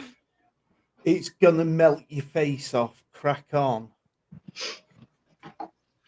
Because See, technically anything above 1 million Scoville units can cause chemical burns. Yeah, that's true. No. No, but like, I definitely have really high testosterone for a woman, so I'm guessing Willow probably inherited that from me because either that or she has no really pain receptors in her mouth. I don't know which one. She's actually had to go off spicy food for a year because she was basically melting her stomach. Damn. Jesus Christ. Like the doctor said, you know why you've been puking blood? The lining of your stomach is going away. He's like, how much spicy food have you been eating? And she's like, all of it. So like you're anything saying that isn't a good thing? No, it's not. Oh. No, like yeah, she went a little too far for a couple of years there, where just pretty much every food she ate was like the hottest you could get, and yeah, that was bad. See, you should not do that. This is the thing, and everybody goes, "Oh, English food, British food, oh, it's all terrible. There's no spices or anything in it." Right, here's the thing. I stand by my assessment. Wait. Right. The reason that we don't need to really spice our foods as heavily is, one, we tend to use really good quality ingredients. Two, we haven't destroyed our taste buds with spices. We use them as an accent rather than rip the throat out. Well, See, I have don't a do slightly different explanation for where that idea comes from, because English food is not bland by any stretch of the imagination. The thing is that myth originated around World War II. And especially around World War II when Americans were preparing for D-Day. And they ended up having English food under some of the most severe rationing that any part of the world was going through. So it ended up being a lot of, well, we got this much beef. We have this many mouths to feed. How do we get enough of this into everyone? We can boil it and make it a soup. Yeah. And when the meals that you're eating are, we have some boiled beef, we have some boiled cabbage, and we have a potato thrown in, that is going to be extraordinarily bland. But that isn't traditional English food. That's English war rations. Yes. So you end up with a lot of people that got English war rations, and then they thought this is English food, or they thought that this is war rations, but it's like how American war rations were, where, yeah, you didn't always get the freshest ingredient. Yeah, you didn't always get as much as you wanted, but you could still get like 95% of what you were looking for. So they had this extraordinarily bland, severe rationed English food, and they went, this is bland as shit, as it was. And then they just went home and they said, yeah, the English, they just eat the blandest food imaginable. They boil all their beef. They just throw beef, cabbage, and potato into a pot with a bit of water, and they call it done. No salt, no pepper, no seasoning. And that's because that's because we couldn't get hold of the spices, or they were rationed. Yep, and that's my point. That it's that idea came about during World War II, and it's a complete misjudgment of what's going on. It isn't that English food is bland, because bangers and mash is flavorful. Bangers are delicious. You get a good brown gravy on that. Oh, good God, yes. Yeah, just so you know, we don't do white gravy. Yeah, it's Right, brown so gravy for bangers and mash. It's It's just fantastic. gravy. Yep, Yeah. it is fantastic. Same thing with faggots and mash. Tasty as hell. Oh, absolutely. Go for even something fairly simple. Colcannon. It's not English, it's Irish, but there's other UK versions because there's Champ, there's all kinds of different versions of it. But Colcannon, ridiculously simple, tasty as hell. And it's not bland. You just have to make sure that you season it properly, which most of the time, if it's done by a good pub, it will be seasoned appropriately. And it'll be tasty. It'll be fantastic. But right, okay. I've never heard of it before, but I've just had a look, and it's basically mash and cabbage. Yeah, it's like Bubbles and Squeak, only it isn't fried up. No, Bubble and Squeak is slightly different, not even because it's fried.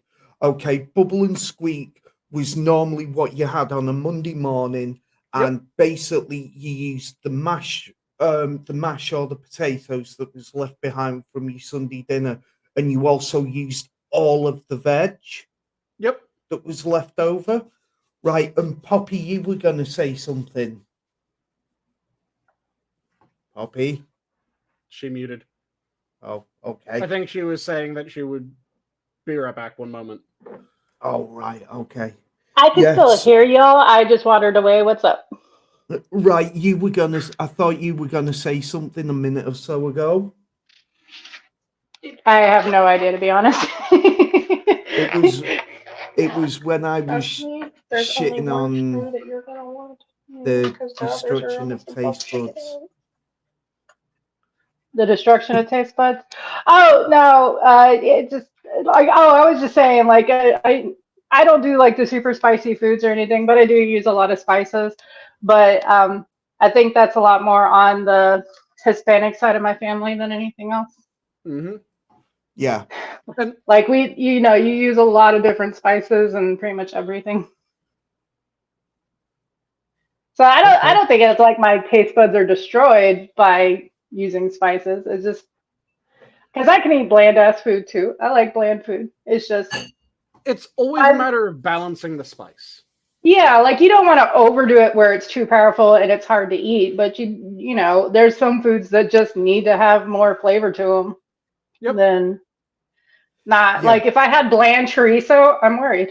Like well, chorizo's not meant to be bland. Yeah, you know, and that's what we were saying, where you need the right balance. Certain things have different spice balances. Right, like you don't want to have spicy oatmeal, but there's some things that should like have a lot of spices, but I don't think it should be like everything you eat. Of course, and even things that should have a lot of spices, you want there to be more than just the spice. Mm-hmm. Which is the problem that I always have when it comes to certain chefs like Bobby Flay, because I'm going to make a steak. Allow me to throw these 27 different types of peppers onto this steak. You can't taste the steak at fucking all at that point. It's just spice. No, you want to have a balanced flavor. So you want to get every component you want to taste. Yeah, like you definitely want to be able, especially if you're making meat, you still want to taste the meat. You don't want to just taste like garlic or something. You want garlic and the meat. Yep. Even though I love garlic and I probably use too much of it for most people. I'll have like 4 different types of garlic in one meal. Wait, there's too much garlic? Some people say so, yeah.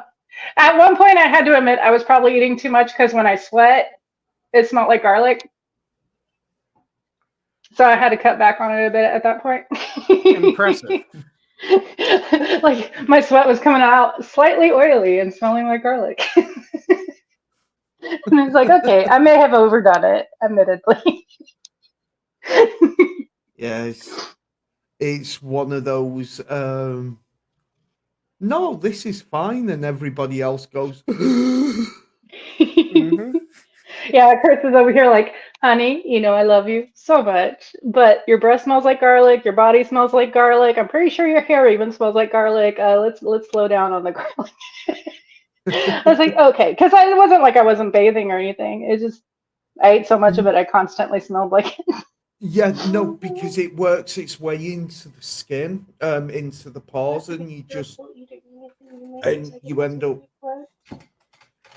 sweating it out. Yeah. So I understand.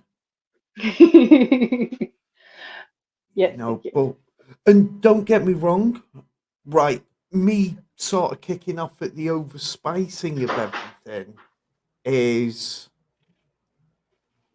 it's not that I don't like spicy food.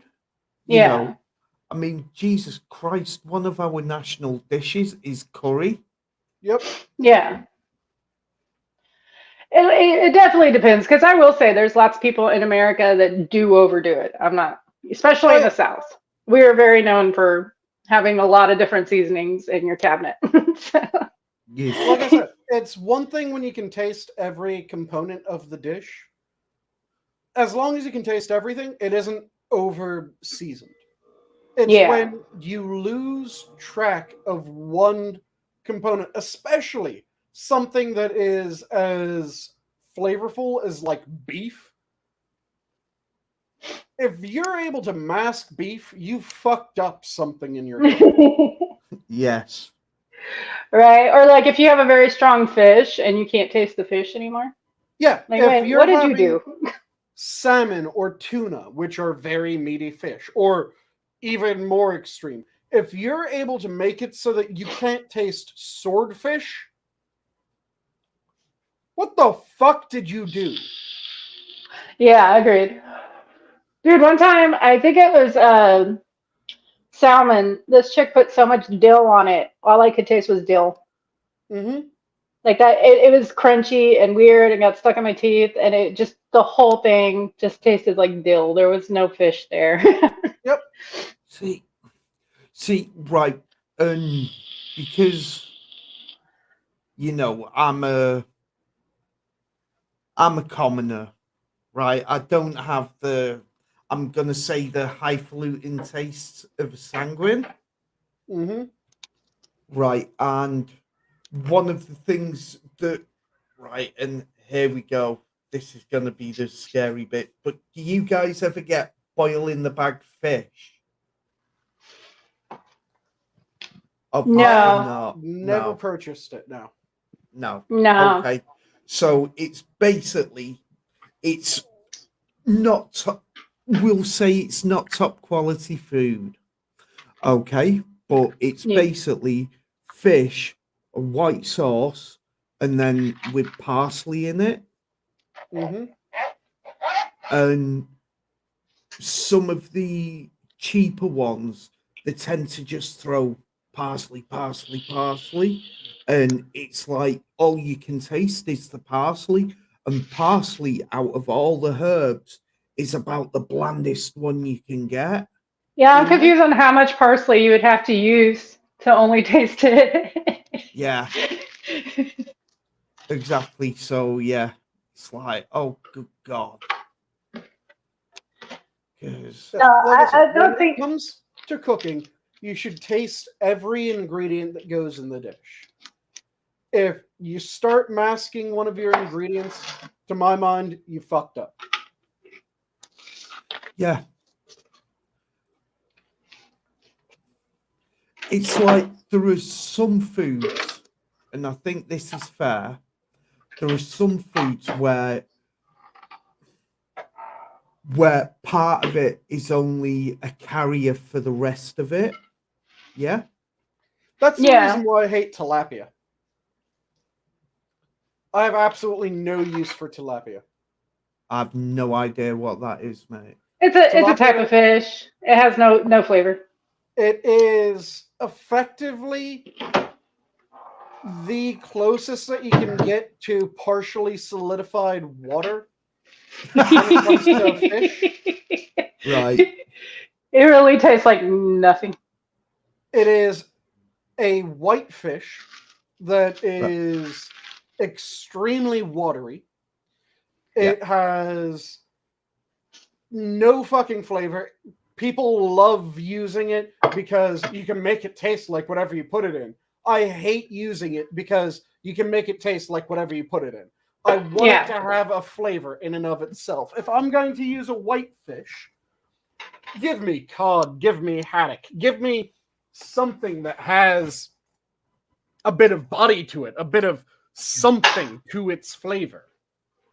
This Agreed. piece of halibut was good enough for Jehovah. Yeah. Sorry, that was a callback. I don't know if you guys were watching the chat earlier, but we had a moment of Monty Python. So Oh, by the that was a way, callback. when you said that, you had a very a documentary voice going on there. Oh God! Like you should do a voiceover in some sort of animal documentary or something, or Yeah, historical documentary. Not with this accent. Oh, what's wrong with your accent? Because it's a mash of two of the worst accents in the country. Ah, I like it. Okay. No accounting for taste. Well, I am a Texan, so but still. Yeah. No, I don't like the accent. Plus, I always sound stoned. Well, yeah, that's true. But I grew up with a bunch of stoners, so I'm used to that part. That's just normal. See, the thing is, though, I haven't touched pot in God. I don't want to say how many years. You don't want to tell on your age? It's it's more than 20 years. Yeah, I don't do it either. It just a lot of my family did. Yeah, but no, that's fine. But no, it's the autism. It turns out it's a lot of people with autism. If they smoke weed, it goes really wrong. I'm one of them. I get to where I can't talk or I can't move, and I'm just shaking a lot because I spend a lot of my energy just looking like a normal human. And when I get hot, the THC makes it where I can't do that. It's not a fun experience. I just don't do it. Yeah, I remember, and I'm going back a long, long time now. But we were all having a session round at my sister's. And I just threw an absolute whitey. I could not physically move. I was still awake. I could hear everything. I got kicked a couple of times, sort of the toe prod. Get up, you little bastard. I got a belt round the top of the head, but I could feel it, and it fucking hurt, but I couldn't. Yeah, but you just can't move. Yeah. Yeah, that's where I only had it really bad a few times, but that was enough for me to not ever do it again. Is I couldn't move, I couldn't talk. I was just kind of sitting in a chair shaking for 2 hours, and not fun. I've always been completely teetotaled on anything other than alcohol. Yep. Yeah, I was gonna say you do a lot of alcohol. Well, it's not so much that I do a lot of alcohol, because that makes it sound like I get drunk, and I don't. Dude, you used to brag to me about how much you would drink in one night. Oh yeah, You're I could outdrink hell of a lot. everybody. I drink a hell of a lot. Don't get me wrong. I consume a vast quantity of booze. That's I don't what I get was saying. drunk, though. Those are two separate things. Yes, but me saying you drink a lot of alcohol, I didn't say you are a drunkard. Yeah, which is why I said, oh, come on. Yeah, I drink a lot of alcohol, but I don't get drunk. There's a difference. You consume. So I wouldn't like when you said teetotaler at first. I was like, wait a minute. Yeah. Like I No. said, teetotal to anything other than booze. Booze Yeah. is tasty. You don't do the drugs. I don't do any drugs other than drinking alcohol. And even drinking alcohol, I drink it because it's tasty. I don't drink it for the intoxication. Yeah. Oh, I'm boring now. I don't do anything. Well, I vape. That's it. Because nicotine. But like, I Yeah, don't drink. I don't nothing. I smoke, you know, and I mean, people complain about the smell, and it's like, well, I don't know what you're getting, but what I'm getting, steak and potatoes. Nice. Sorry, I pinched that off of Bill Hicks, the late great Bill Hicks. Mm-hmm. Yeah, but yeah, I don't drink because my problem is I've got an addictive personality. The phrase "go hard or go home." Yep. Mm-hmm. That's me, because I can't gamble, I can't do drugs, I can't drink. Yeah. Mm-hmm. I'm kind of on the same end. I just call it like I have an extreme personality. I'm very hard to be in the middle of anything. I either don't do it at all or I do it way too much. Like, Yeah, it's not even with like intoxication or anything. Like I said, I way overdid it with garlic. So it is a workout for me to not be extreme. Yeah, I don't know though if you're gonna be extreme. Garlic seems to be something pretty safe to be extreme over. That means you don't have to be around me. Vampire proof. Well, that's the funny thing because everybody in my life calls me a vampire, so they're just like my nana. She was little Hispanic lady, and she used to say she called me her little vampire. And my grandpa would always argue, "There's no way she's a vampire. She eats way too much garlic." Mm-hmm. But with the allergic to the sun thing, like, yeah, that's the ongoing joke for everybody that I'm a vampire. Are you actually allergic to sunlight? Yes, sir.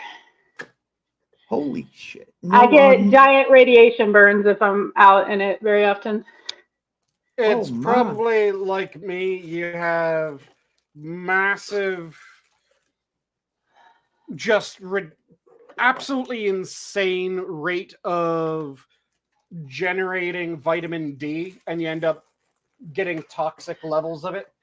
No, it's like literally my skin cannot, most people, the UV radiation, your body breaks it down over time.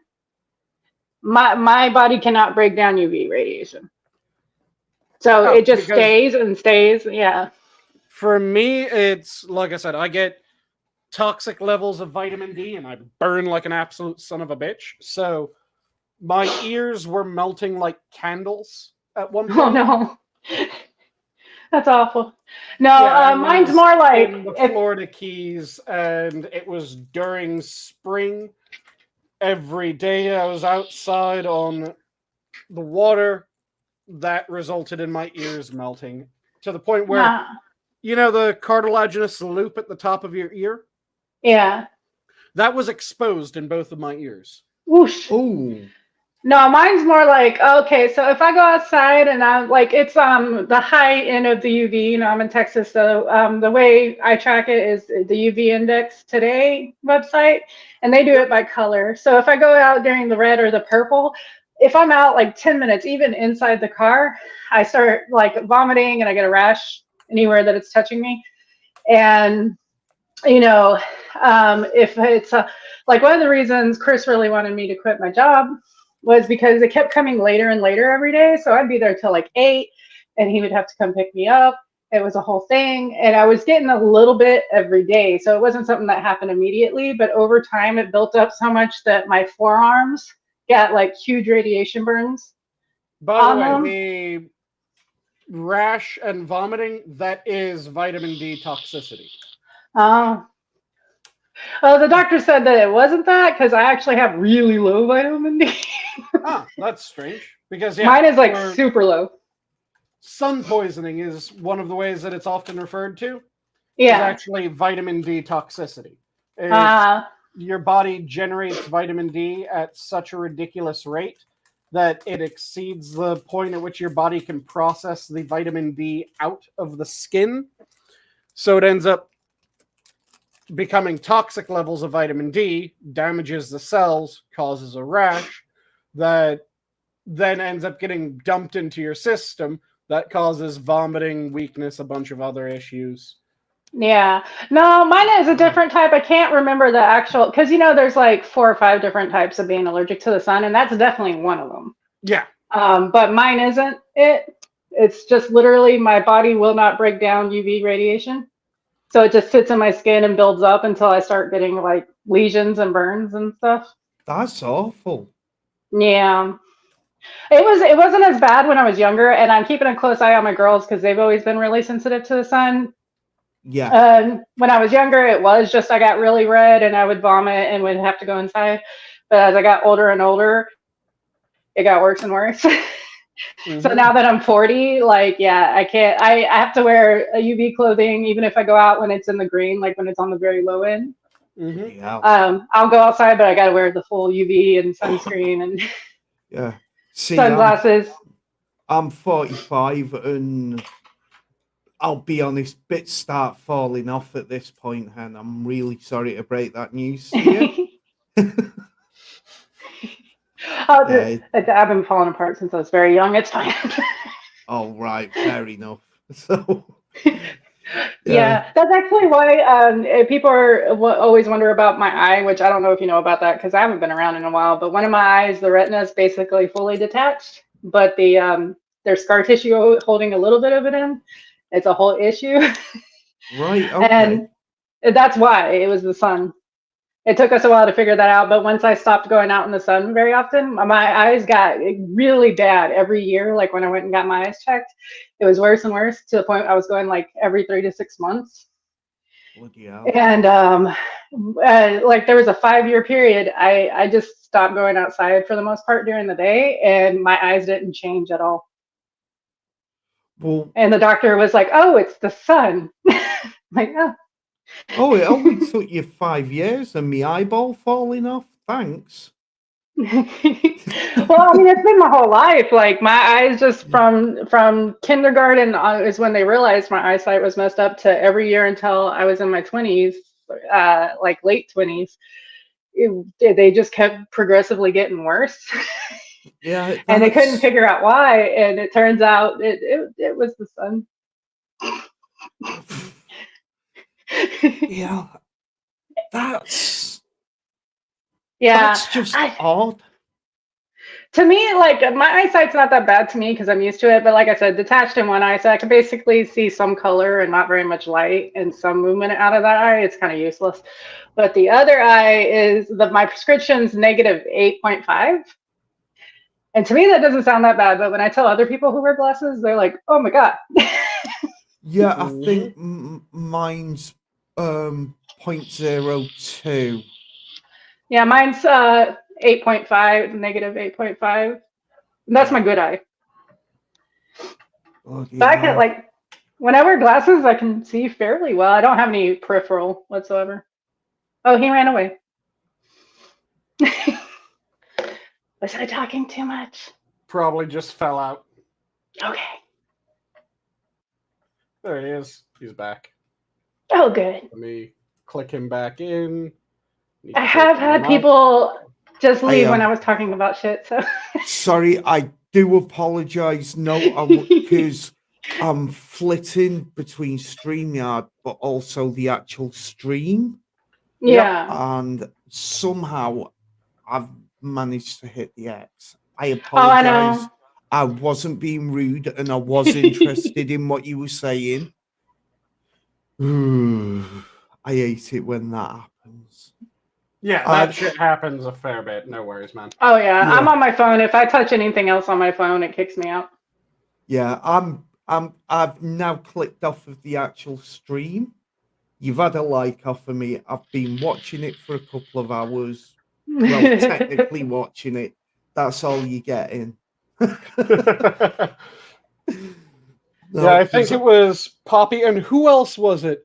It was you and someone else that I just told, once you're in, stop touching shit. It was Jenna. Me. Yeah.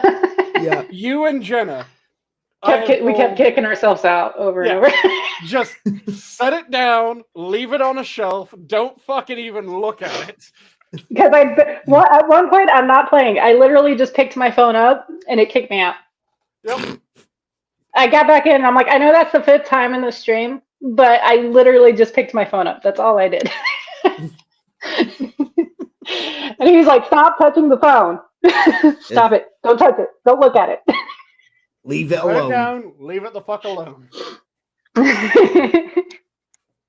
You know, but I mean, I'll be honest, I'm not one of these that messes about with the phones. I have what they call a feature phone. What they mean is it's basically I can ring, I can text. That's it. That's all I need. Yeah. I used to be the same way. Oh, I still am. I'm a curmudgeonly old bloody Luddite. I'm that way with a lot of other stuff. I dick around on my phone constantly just because I'm talking to people, and also because I'm constantly finding myself going, I'm curious, what is this about? And then I'll look it up and I'll go, oh, cool. Yeah. That's why I love smartphones, because I'm over here like, I got a random question in my head and I can't ask anyone, so I'm just going to look it up. Yeah. Oh, I know we've been talking about food and bits and bobs all stream. Yes. But did you hear Dianne Feinstein's dead? Yeah, I did. It's so funny because people are like, how did she die? She's 90. She died of 90. Wasn't she? Yeah. No, she's 90. 90. Or 90. Her mind was melting, and there were a bunch of other things wrong with her. She got It was shingles more a question and of how did she survive this long? Exactly. And honestly, I think it's so sad that she was basically working that. I mean, at the end, you could see the recordings. She didn't even know what to say. She didn't know how to vote. People were telling her what to do. Mm-hmm. She should not have been still employed. She should have retired a long time ago and just be relaxing somewhere. It's not like she needed more money. This was just people being greedy. Mm-hmm.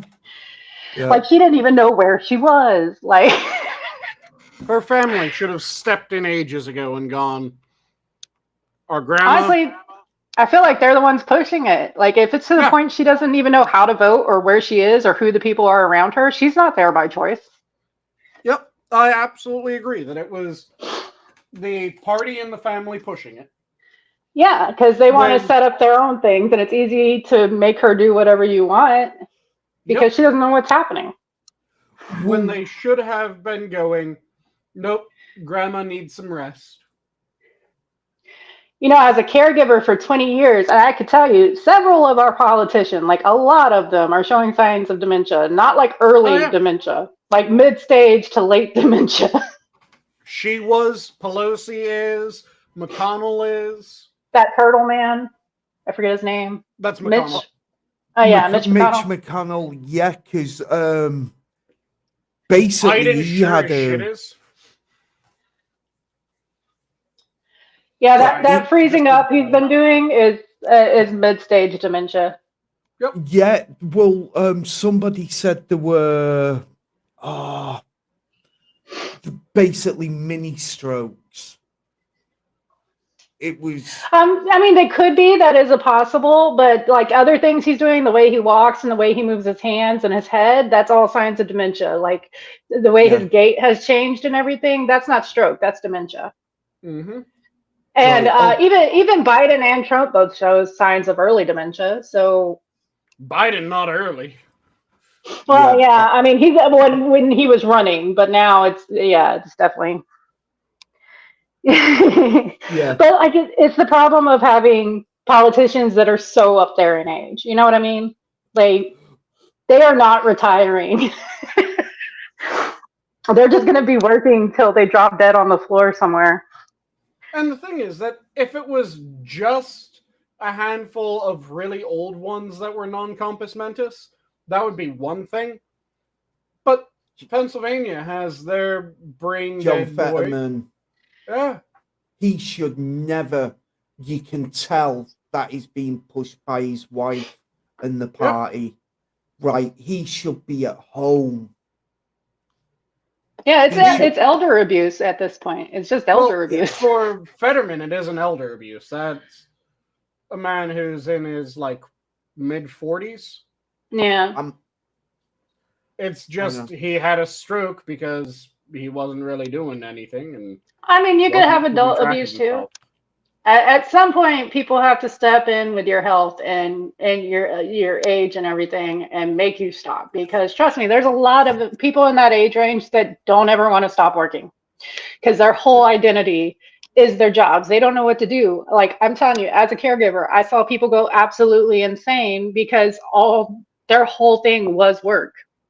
Yep, but they didn't have anything else. If they gave a shit about what they said that they did, they would want the best person to push for what they want.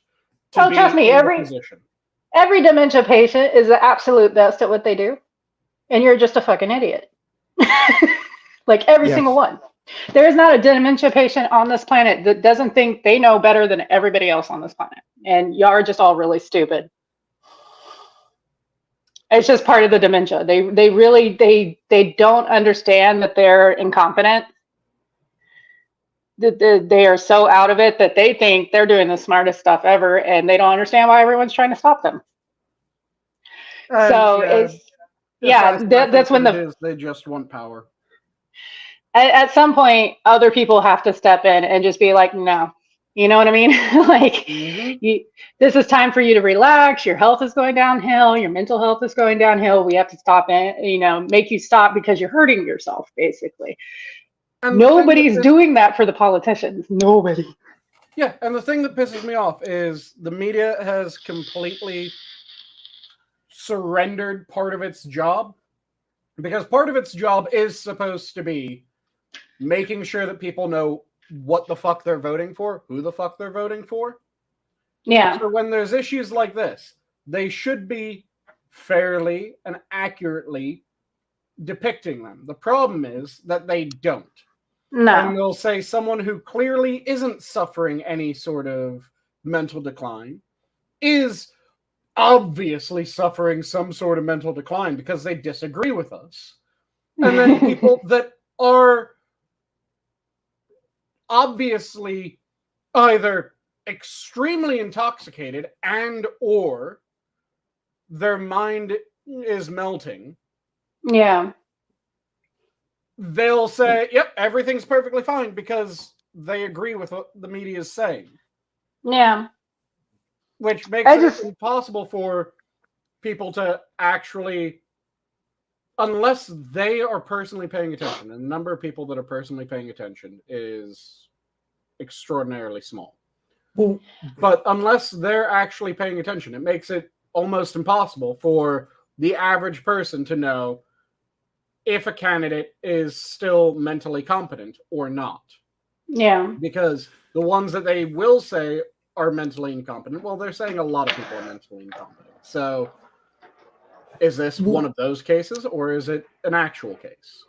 Well, the thing is, the ones that I've seen that are having their competence called into question are Fetterman, Feinstein, Biden, and McConnell. And Pelosi. And Pelosi's a drunkard. Yeah, which I count as that woman's had a stroke. Yeah, competency issue. Yeah, I'm not knocking them. For example, I'm not having a go because people have become infirm due to age or due to illness. Okay.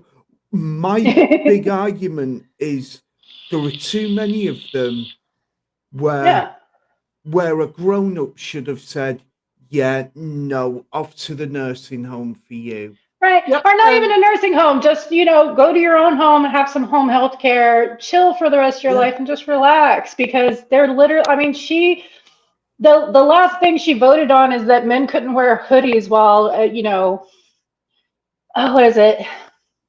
There's Sorry, always my the words. dress code. Yeah, the dress code for the, when they all meet up and shit, that you couldn't wear hoodies. And that's her legacy now. She's been a senator since the 90s, but her legacy is going to end on voting on hoodies. She voted that you could wear hoodies because she voted in favor of Fetterman. Okay, whatever. Still, that's her last thing. The thing that also drives me crazy about that is there's now no dress code for sitting senators.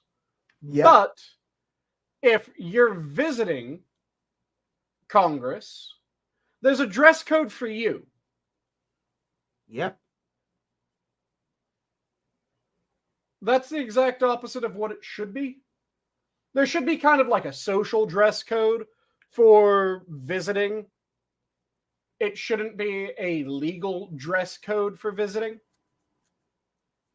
It should be that if you show up in a hoodie and a pair of shorts, that everyone looks at you and goes, what the fuck's wrong with you? But the senators and representatives should all have to be dressed appropriately.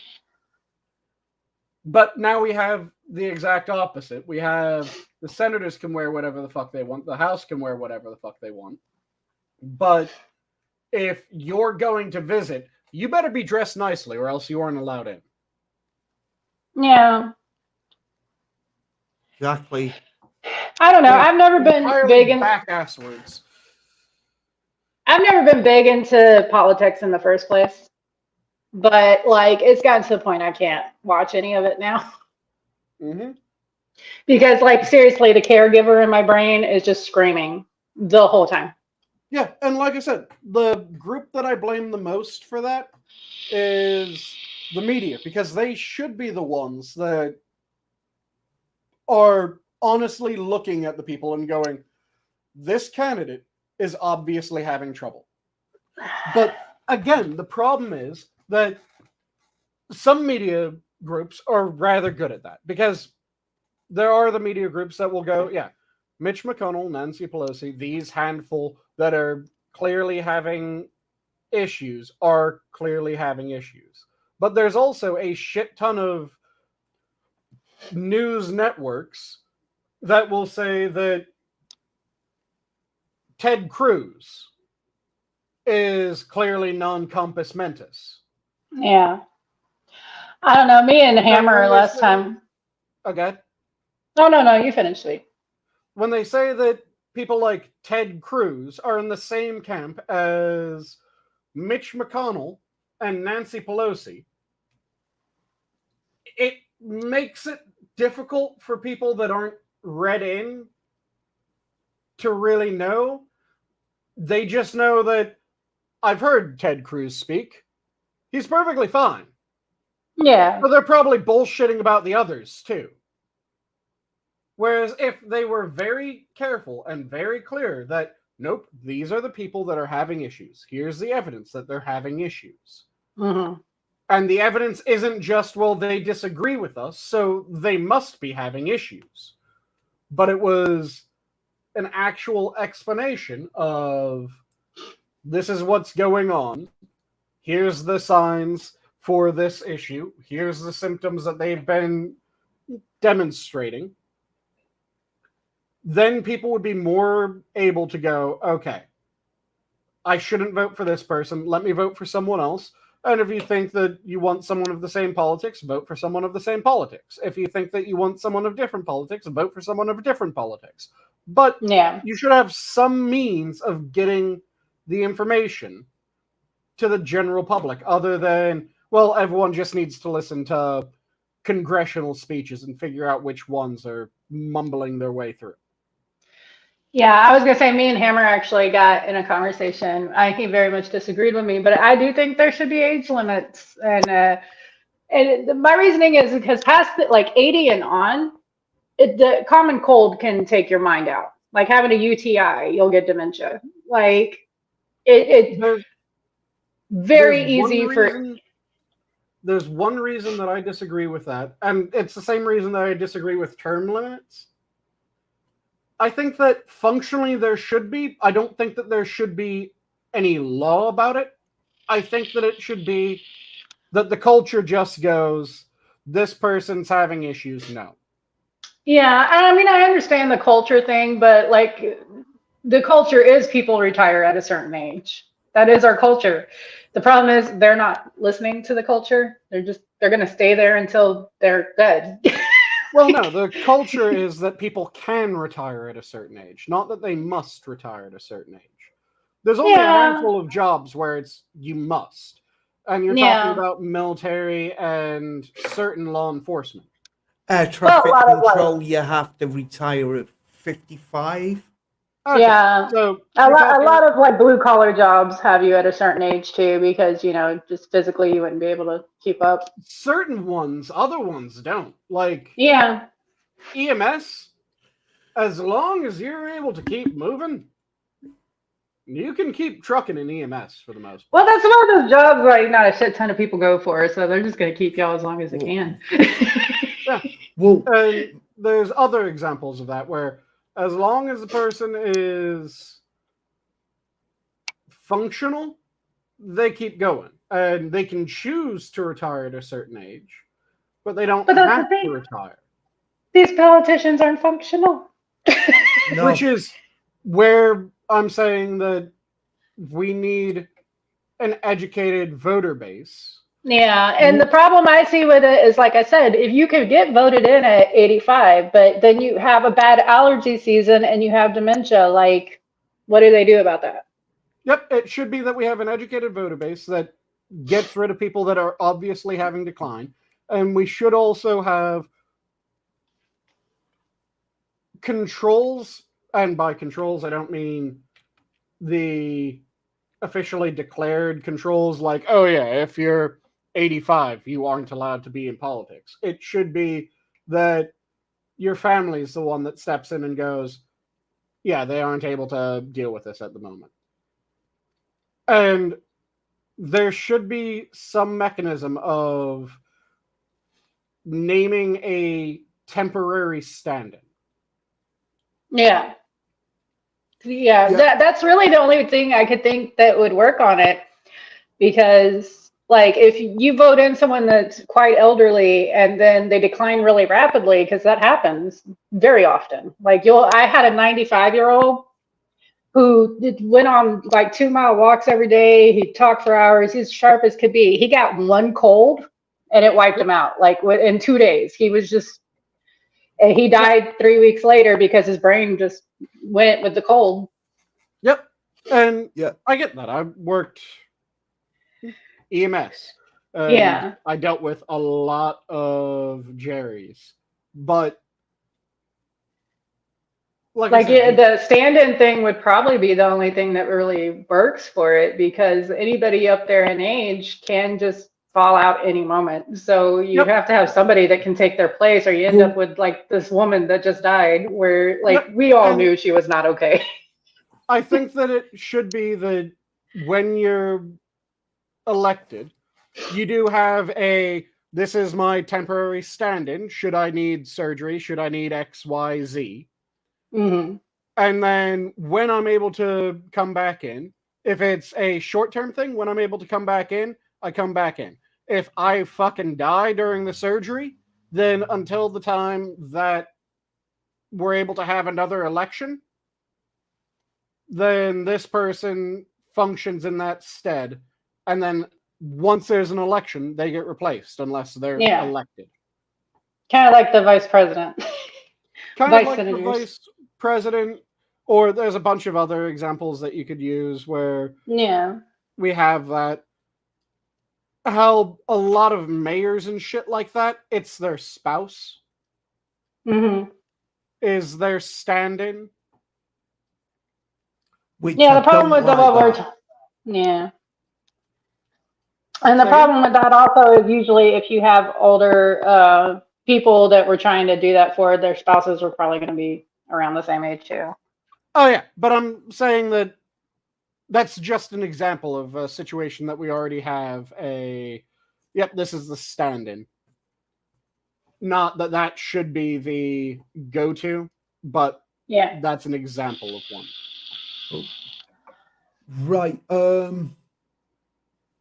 Assassin's making a couple of points in the chat. Okay. He's got media collaborators in seizing power with the Socialist Democrats. I don't Currently they are, which disagree. is sad. Yeah. There should be at least a mental competency standard. Absolutely. Mm-hmm. That I could agree with. And your head is in the clouds. Well, rather, I could agree with that, depending on who's able to make that determination. Yeah. Well, Because I would not put it past a hell of a lot of people to have it functionally be, if you disagree with me, you're mentally incompetent. Or for people to pay doctors off to say they are, just so they could keep going too. Yep. So it could go both ways. Yeah, I think it would have to be. I think it would have to be basically a bank of doctors. It wouldn't just be one or two doctors that were looking at people. It would be half a dozen. You know, and that's kind of what they need. It's such a ridiculous problem that we've gotten into nowadays. Well, it is. It absolutely is. It's like I said, most of it goes back to the old checks and balances aren't functioning anymore. They're rusted. Yep. Because when you had a politician that was no longer competent, you would have their family members come out. Yeah. You would have the press be showing this person is having these issues. Yeah. We had some cases where that didn't happen. We had Wilson and his wife functionally becoming president for the end of his. Oh, don't get me started on that twat Wilson. Wilson's one of the most detestable presidents that we've ever had. And you had a similar thing with Reagan. Well, Reagan at the end, he was functionally unable to. Yep, just like Wilson was. Wilson was functionally unable. The only debate is throughout most of Reagan's time, he was functionally able. There's still a debate that is rather easily made that Wilson was just never competent. Sorry. No worries. I'm glad someone laughed at that joke. I laughed just through my nose. Yep. But we've had issues before. The difference is that rather than it being a handful of issues, yeah, it's a lot now. Constant. Like nobody wants to give up their spot. No one wants to give up their spot. No one wants to be the person to talk about the person on their side that is mentally slipping. Like the first time, like Mitch McConnell like froze up. Well, maybe not the first time, but one of the ones that was caught very evidently is someone asked him, "Is he going to retire?" His brain just froze, and it was like, you know, part of him probably really wants to retire. And he just like zoned out, like he was just gone. And it's like you that was the perfect timing for this, because it's like, are you going to retire? And he just shut down. Yeah. See, and this is the thing. I mean, if his family actually gave a monkey's cuss about him, right, they would Yeah. say, yeah, you need to step down. Come Yeah. on, You need Granddad. to walk away. But Come this on, is the Granddad. You can come problem. live with me and my Yeah. spouse. And you can see the grandkids more often. Yeah. I mean, and it's not the first time, because as soon as he did it, people jumped in and were like trying to move him along and get him away. And so it's happened before, just not on live television. Yeah, but this is the problem with, I'm gonna say, the political class. Okay, because right, it used to be you'd go and do some graft and do some business for a little bit. You'd work in a factory, or you'd be something in business. Then you'd go into politics for a little bit, and then you'd go back to your job.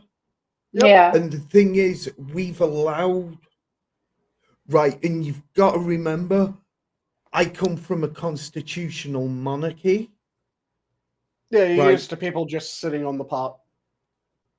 Yeah, but the thing was, back in the day, you didn't get a political class. Okay, because the argument against term limits, the biggest one that I keep hearing is, oh, well, we need people that know what we're doing. Yet that's why you have a civil service. Well, it's not just... So there's several different arguments against term limits. One is that we need people that know what they're doing. That Civil one service. is somewhat abated by the argument of, well, you have a capable civil service. Yep. But it's still better to have a capable civil service and a capable politician than just one or the other. Right, So, okay. In well, that that case, doesn't make... Well, that argument isn't a ironclad, this is why we don't have them. That does still give a point of, okay, that to a certain degree, yes. The other major argument that people tend to use when it comes to that is there's a certain degree of experience and buy-in that comes with age. When you're young, you're more likely to just want to change fucking everything. When you get more time under your belt, you start realizing, okay, this works, that doesn't, this works, that doesn't. And also, you give more of a shit about the future rather than just right now, because you tend to have kids and grandkids and great-grandkids that now you're thinking about, do I want them to grow up with this issue going on? That's one of the other arguments. Yeah. Another one of the arguments, so you have the experience, you have wisdom, you have the longer look. Sorry, I combined wisdom and the longer look, and I realized as I was about to say the wisdom one, I'd combined both of those together. But the problem I have with the whole kids and grandkids and all that stuff is, we know there's plenty of them that would throw their own kids and grandkids and great-grandkids under a bus for money. Yep, which is a problem with our political class currently. And I think one of the best ways of dealing with this is, rather than have a set term limit or anything along those lines, we really need to get people to have a shit or get off the pot voting mentality. Mm-hmm. Where if someone's been saying that they're going to fix a problem, and you And they elected don't. them to fix that problem, and that problem hasn't been fixed, and they haven't put forward anything to fix that problem, they haven't done a goddamn thing for it, don't vote for them. Yeah. Vote for someone else who will fix the problem.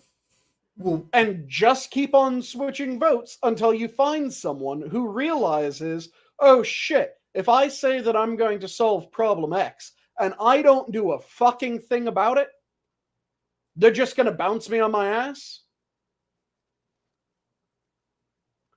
Because there's a definite need for that shit or get off the pot.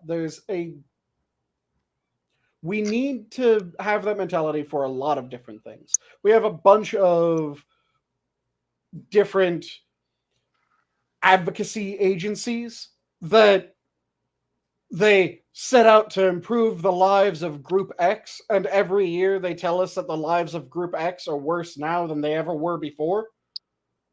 Okay, that advocacy agency has clearly failed. Stop giving them any money.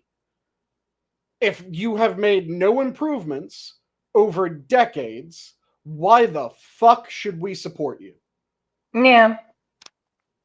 right. Because then it just becomes like a career field of making shit worse, so you can pretend you're making it better. Yep. Well, yeah, because what you tend to get is every few years the other party will get in and then just tinker about with what the other tribe did. And my thing is, I don't know how much you guys know about the UK Parliament. Okay, but we have 650 seats. Ooh. Okay, you'd call them districts, I think. Districts would be about right. Right. And basically what I think we should do is the 650 that are in there now, take them out back, rotary, some assembly required. Next 650 that turn up, same again. And maybe just then we'll get some people that actually give a toss about the country. Which is why I'm saying that if people started having the shit or get off the pot, you have the same effect without the murder. You know what I think would be the best way to get it? Stop paying them so much. Well, the problem is that there is a legitimate argument that if you underpay them, you increase the rate of corruption. I mean, I can get that, but also when they're making as much as they do, and they only work like so many months out of the year. The thing is that the issue is currently they shouldn't be making as much as they do. Not because we shouldn't be paying them the salary that we currently pay them, but the salary does not account for their change in net wealth. Yeah. Yeah. And also, like, they don't work all year round most of the time, but they still get paid that, you know? Yeah, like, but the thing is that you don't become Pelosi wealthy off of a congressional pay. Yeah. Because she's making $100,000 to a couple $100,000 a year, which is decent pay. Oh yeah, it's nothing to sneeze at, but oh god no, you don't become Pelosi wealthy off of that, and you sure as shit don't go from Pelosi's wealth when she started government to several hundred times now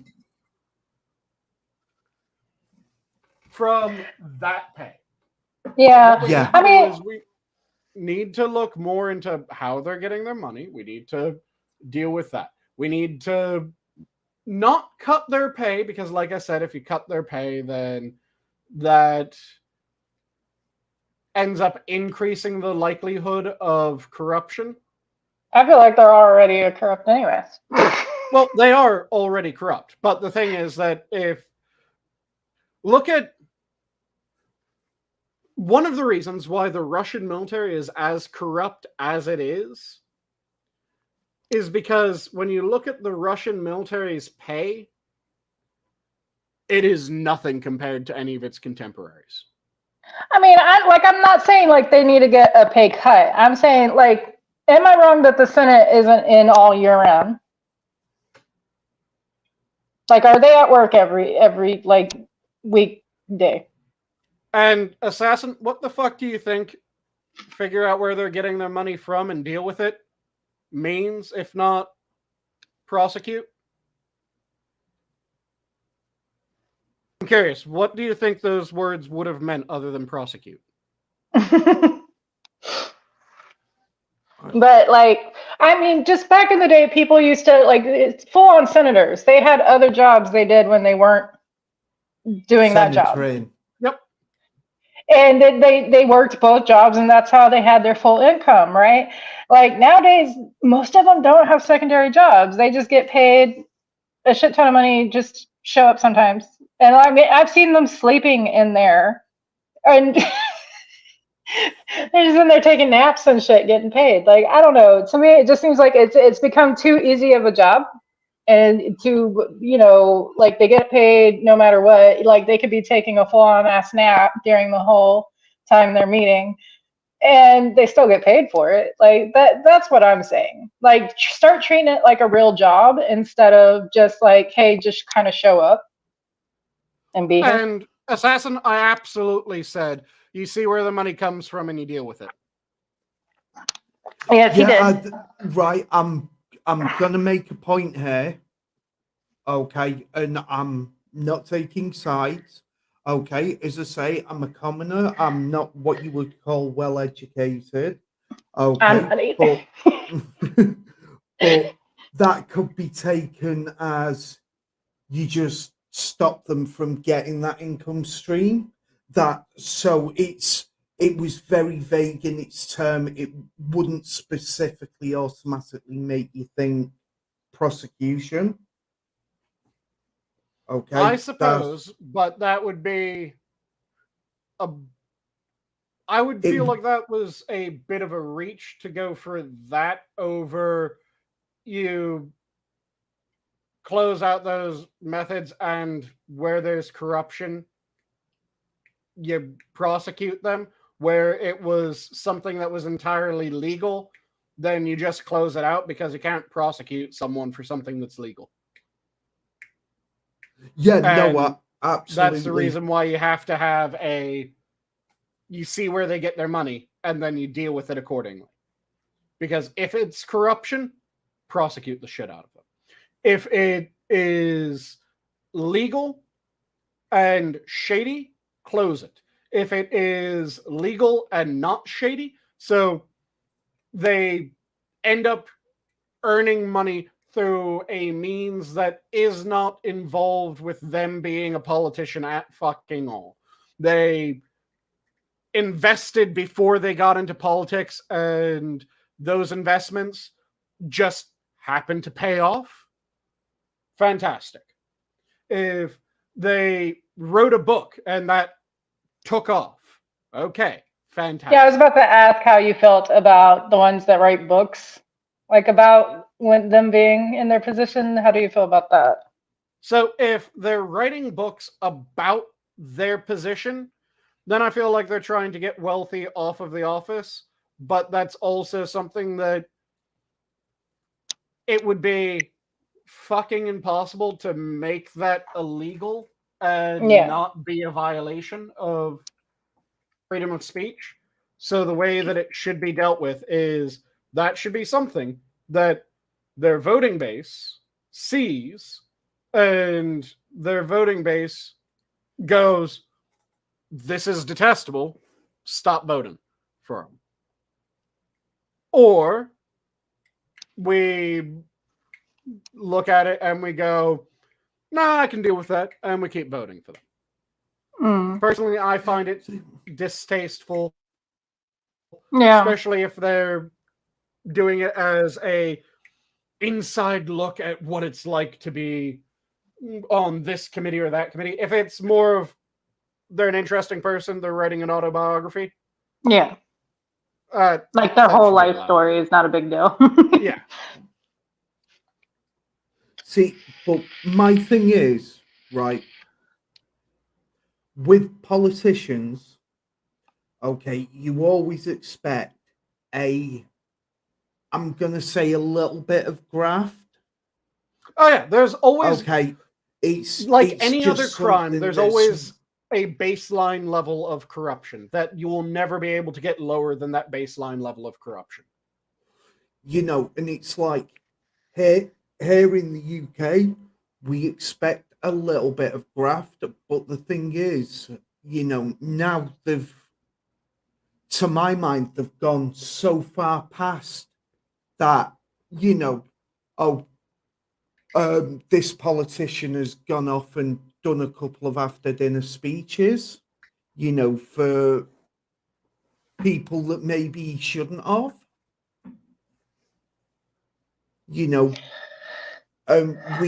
We've moved past that, and that's where the problem is.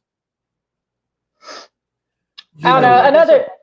the way that should be dealt with, to my mind, is you get people to know what the fuck they're doing. If it's illegal, pursue it legally. If it's legal but detestable or shouldn't be legal, then close out that avenue.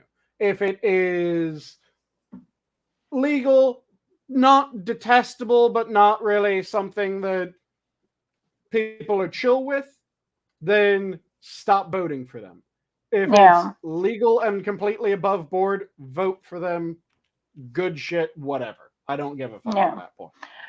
And Another. when it comes down to it, again, it should be shit or get off the pot. If you say that you're going to do X, Y, and Z, and it reaches the next election cycle, and you haven't even so much as argued in favor of X, Y, and Z, you don't get put back in.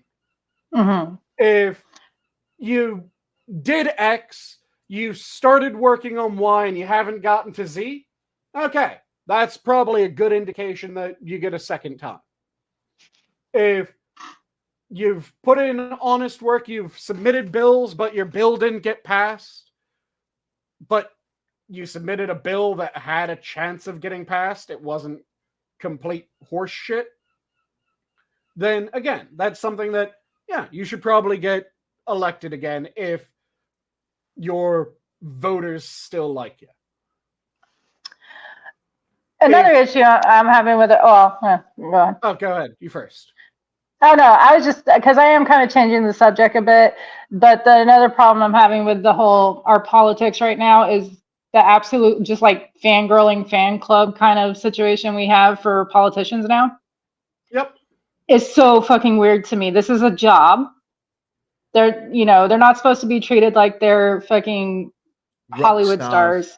Right, rock stars, Hollywood stars. Like this isn't. You're not supposed to be fangirling over the public servant. We should be putting the servant back into public servant. Right, like people will just like they're gonna vote for this person no matter what because they love them. Why do you love a politician? Like what? Yeah. Like I said, that's not. We should be putting the servant back in public servant, which is one of the reasons why it pisses me off every time that I hear, well, you can't speak to a politician like that. No, you misunderstand. I can absolutely speak to a politician and speak about a politician any fucking way I so please, because they're public servant, and if they fuck up, I get to tell them they fucked up. They're just people.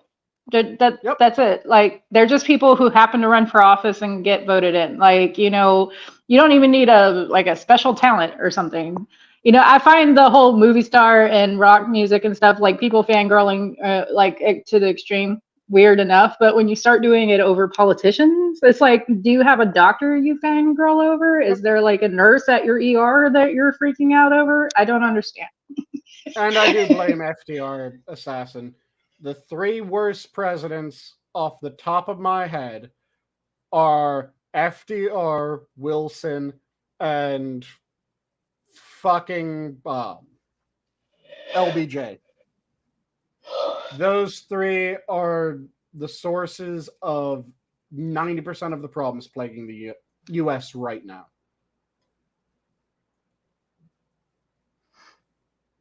Wilson and LBJ, most of the race shit. LBJ and FDR most of the horrendous monetary theory.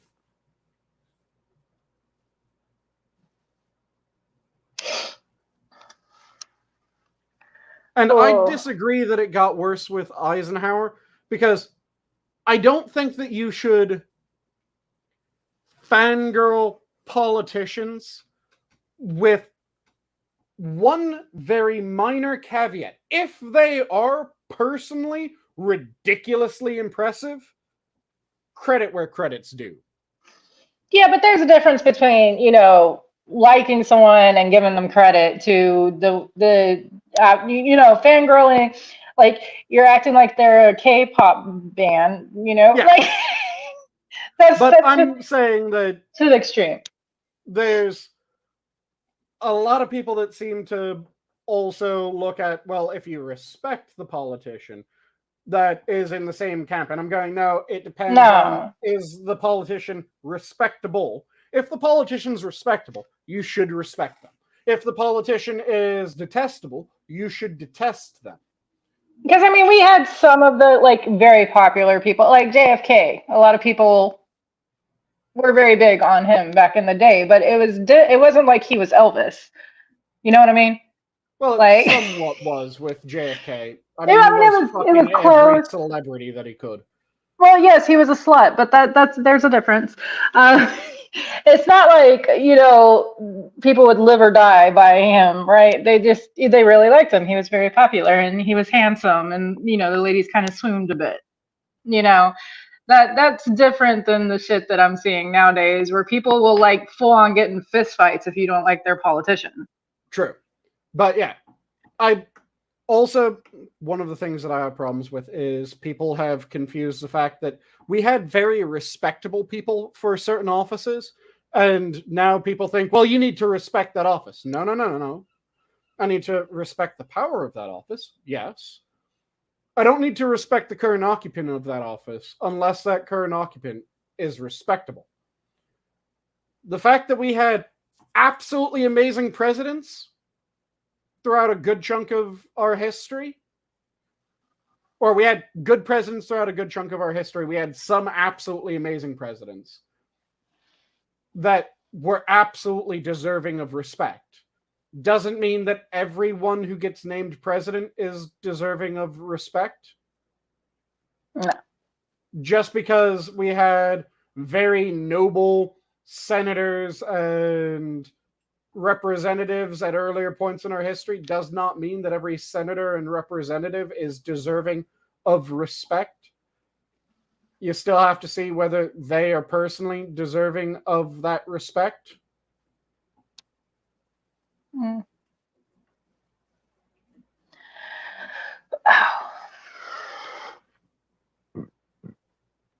Well, we got really quiet. Yep. It kind of seems like we're starting to slowly wind down after that. Yeah. No, Yeah. I've got like a cold or something, and I'm starting to like burn out. So To be shall we fair, do it's our 7:30. I'm getting tired. Yeah, it's like after 1 o'clock in the morning over here, but I woke up at 6, so I'm just not feeling good. Copy that. Then let's do our parting words. Adam, do you want to go first? I saw you unmute over there. Sure. Hi, Adam. Welcome back. Yeah, sorry about that. Not a problem. No. Well, thanks again for having me on. Well, thank everybody for hanging out. Yeah, I love you all. God bless, and good night, W. Let's go Spud next. Eloquent parting words. Are you sure those are the ones you want to leave off with? I still have no idea what's going on.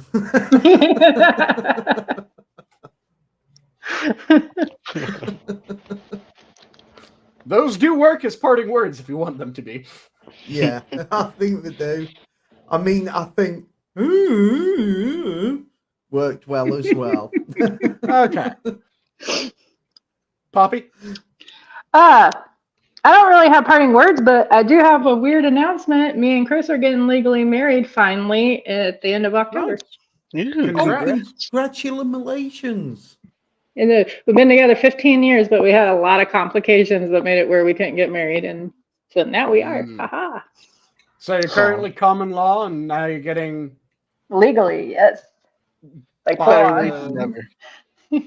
eyes of God or Congrats. by the eyes of the courts, either way. Yes. Mm-hmm. And So- I'll leave. Oh, good. Oh, I was like, yes, I'm just very excited about that. That's all I was gonna say. Yay. Very nice. And I'll leave off with my standard. If you're passionate about something, make sure that you devour it. Don't let it devour you. And with that, have a good night, all. The zoo is closed. Good night. Night. Night. And I click this button, and I click that button.